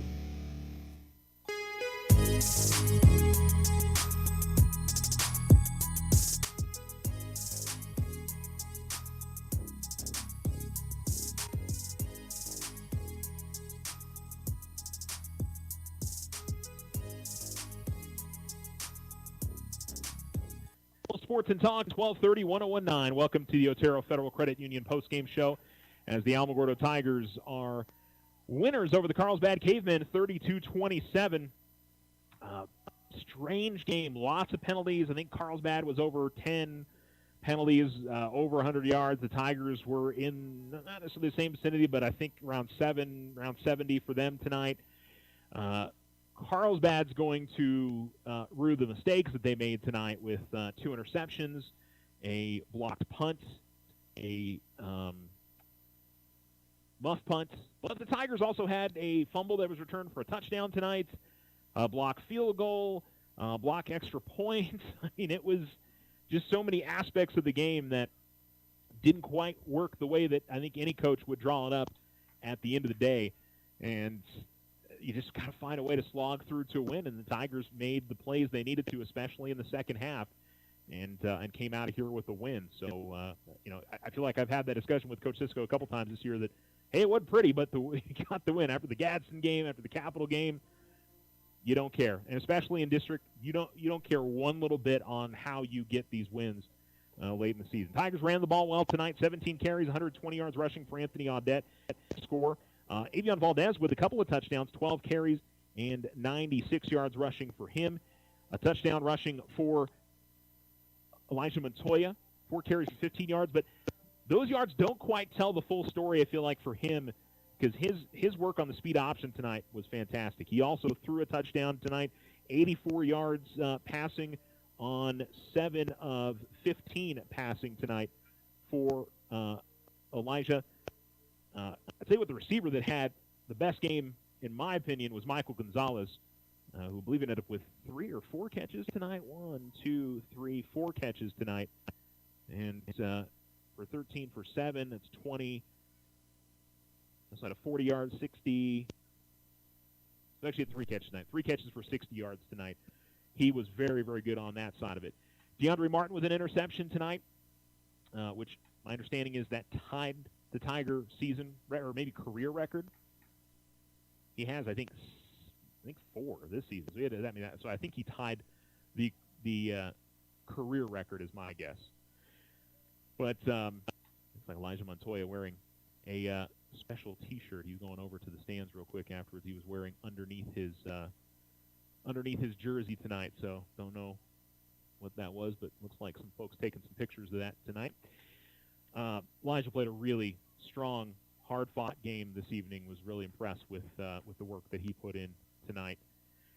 A lot of guys on defense. Devon made a huge tackle on a fake punt, among many other things that he did tonight. You can't say enough how many plays that Devontae Bosserman has made throughout the season for this Tiger defense.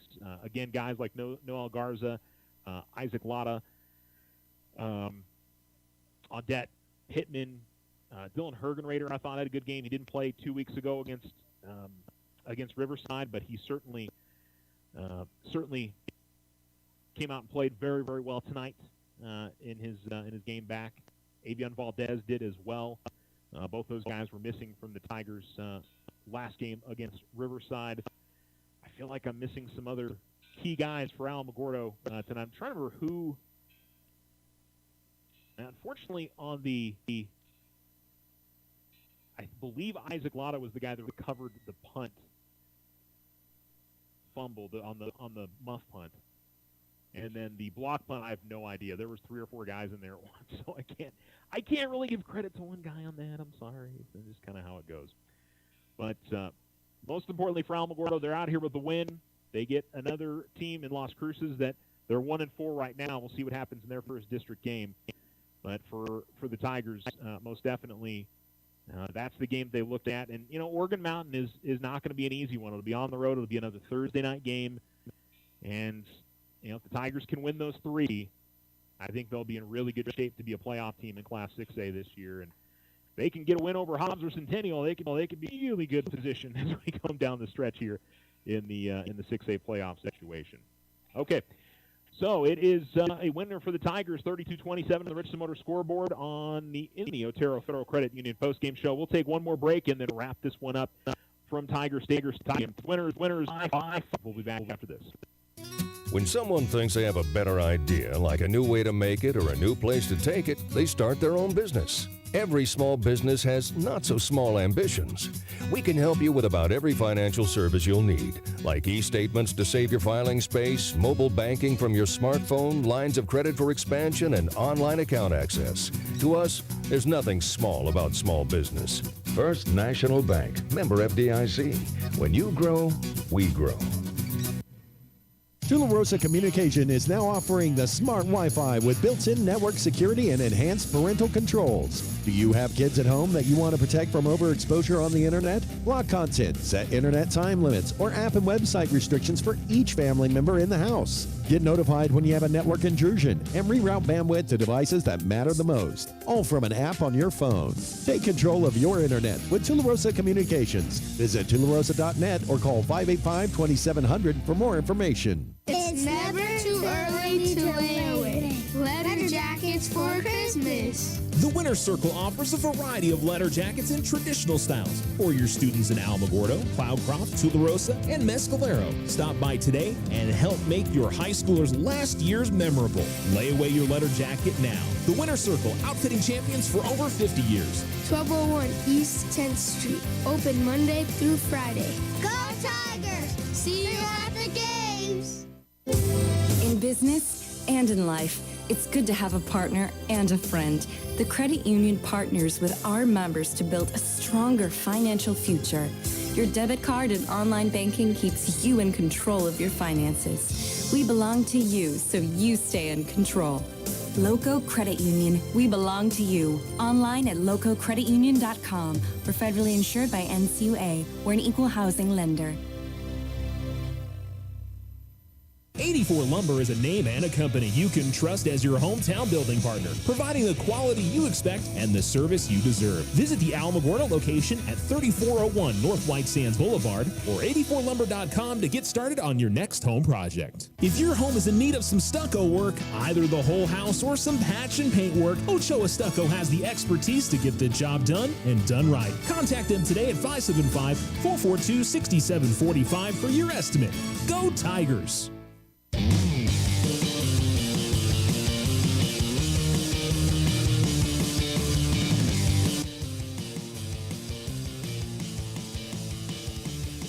Alamo Sports and Talk, 12:30-1019. Final score, Alamogordo defeats Carlsbad 32-27 on the Richardson Motor scoreboard. As we finish up the Otero Federal Credit Union Post Show, thanks again to all of our Tiger sports sponsors that bring you Tiger football every single week. As Otero Federal Credit Union being one of those. Same with Richardson Motors, Ochoa Stucco, Tularosa Basin Telephone Company, Loco Credit Union, Big O Tires, First National Bank, 84 Lumber, the Winner's Circle as well. Thanks again to all of our Tiger sports sponsors tonight. Real quickly, some other scores around the area tonight. Hot Springs defeated Tularosa in straight sets in volleyball, as the Lady Cats will host Ruidoso on Tuesday next. Alamogordo girls soccer lost on the road to Oregon Mountain 8-2 tonight. They'll be home on Tuesday at 6 p.m. against Mayfield. Oregon Mountain boys beat Alamogordo 5-0. The Tigers will be back at it on Saturday at home against Portales in a makeup game. That'll be at 11:30 a.m. that one. And that's everything from tonight. The only other football game across the state was Albuquerque Academy defeating St. Pius 28-12. Hey, we'll talk to you in the KRSY Football Roundtable at 11 a.m. tomorrow. The whole crew will be there to chat about the remaining games in high school football, and then, of course, college and pros this weekend. We'll also have the roundup tomorrow on Friday, recap everything from tonight, and look forward to the weekend. So lots of great sports talk coming up for you here on Alamo Sports and Talk. One more time, your final is Alamogordo 32 and Carlsbad 27. Thanks so much for tuning in to Alamo Sports and Talk. And we'll join you for our next Tiger football broadcast next Friday night, October 6th, as the Tigers host the Las Cruces Bulldogs. From Tiger Stadium, I'm Charles Winnicky. So long. No roadblocks are scheduled for the remainder of today on Highway 70, 54 South, or 380. For the latest roadblock information, call 575-678-1178. Tonight's forecast is calling for mostly clear skies, and Alamogordo expect a low of 65, Cloudcroft a low of 48. For tomorrow, we're looking at sunny, becoming partly cloudy.